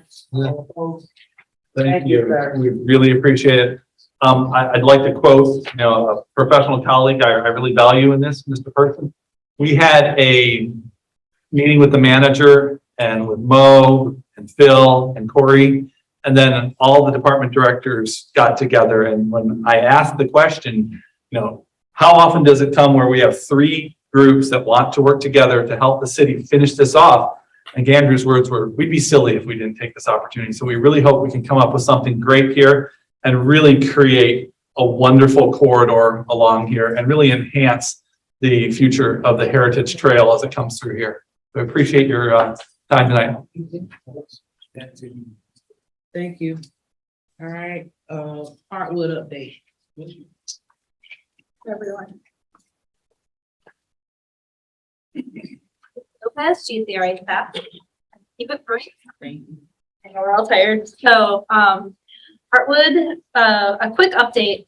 Okay, sorry. I'm here because at the March meeting, the board made a motion to bring back Dreams Reality financing. So the short part of that is that we're not quite ready to have that discussion. We'll know numbers more hopefully in about 4 or 5 months because of how the contracts are structured. We're doing a cost plus contract, so we'll know the true cost of the homes. But we have received 7 permits. If you drive by the neighborhood, there's actually something happening. We have the first slab poured. Trusses are being delivered this week, so the first house will start burning up this week. And the next couple of months, it's going to look a lot different than it has. So we're super excited about that. As you know, so we entered into the cost plus contract in December based on the numbers that the builders came up with. And we know that costs are changing, prices are increasing. And there is a good chance that we may need to identify additional funding for the homes, as we have promised. But as I said, because it's a cost contract, we won't know until the homes are closer to being completed and what those numbers will be. So I have a question. Who are the contractors? Is it only one contractor doing those in the home? It's Flanagan and Elevated. And then, just so I'm understanding, so when those are 11 homes that were the ship homes, right? They were with Housing and Community Development. Yes. So, when those persons, because from what I understand, they already had found those homeowners. So when you found those homes, you gave them a price for the house. And so now it's costing money. We're gonna be finding funding to pay for the part. We're not gonna put the increase back on the home. No, absolutely not. I'm just trying to understand. Okay. Yeah, so we have a purchase and sales agreement with the home buyer. And that includes the cost of the home. And we have a separate construction contract with the builder. The cost to build so far is likely more than what the listing is. But we are not passing that increase onto the buyers. I don't have any questions. Madam Chair, just as an update, Phil Mann, interim GCRA manager, I forget what I am. One of the things I've been talking to GCRA staff about is we did this with the infill housing project on Northeast 9th Avenue. And now that we've got some actual construction going, I don't know, Trish, I don't know if you and I specifically spoke about this. I know Mo and Ray and I have. We want to have a groundbreaking and invite the commission and the GCRA board and do got something in the background, got some structure going on, do something with the groundbreaking and try to just promote the program itself and GCRA and everything. So I just thought I would mention that. Yeah, a date for that? We don't have a date yet, but we're aiming for July, end of July-ish. But we'll let you all know when we have a date. You may have mentioned You may have mentioned in the house.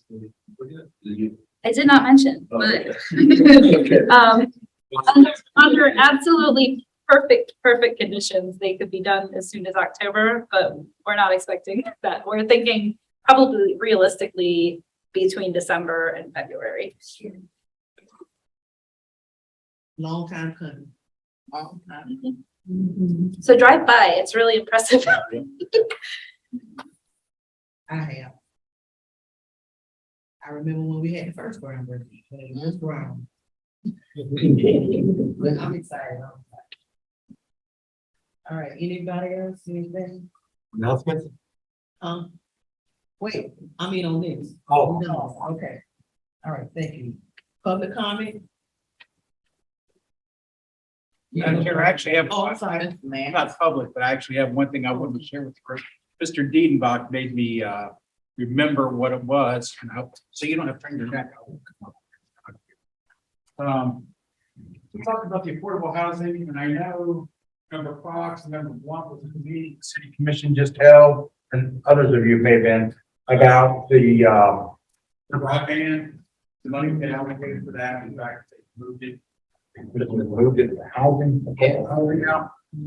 So one of the things the city manager is working on, I know Chelsea's been involved, and you've been involved, is we hired Corey Harris as the housing strategy manager. You guys probably don't hear him. He's the city housing strategy manager. And what the city commissioner, city manager's office is working on is coordinating all of the housing programs. And I think the project like Mr. Greenbach talked about, so probably want to bring this up. I think you're going to see a much better product coming out of the city, much more coordinated projects, especially between GCRA, housing and community development, and sustainable development. I think for the first time we really sat down and coordinated that effort, and we've got the funding. So I just want to give you all a heads up. That's been on the blocks for a couple of months. Corey's doing a great job working with Chelsea and the whole team. Patricia, did I miss anybody besides the movie? Right? So I didn't want to prolong the meeting, but I thought that was kind of an important thing. I should have mentioned it again. Madam Chair, Yes. I move for adjournment. We haven't done a member comment. You gotta go ahead. This coming Saturday from 10 to 2 at G-Tech, there will be a expo called Mental Health Care in the Black Community. And so I'd like to invite all of you to attend or tell people or Member North. I just wanted to ask, I had asked for, when the consultant was here presenting on the strategic plan last time, I'd asked them to provide examples of downtown management ability. And they said that they were gonna get something back to us on that. And so they're coming in for a presentation on August 2nd, is what I understand. So, right, that's them, what's coming in on August 2nd. So, if we can get some information related to that, because that was one of their recommendations. This is downtown authority or whatever they want to call it. So I specifically asked them for what that looked like and some recommendations. They come in August 2nd or August 19th. I thought you locked 19. Nineteenth, their next meeting, August. What? Second meeting is August. It's been a long year.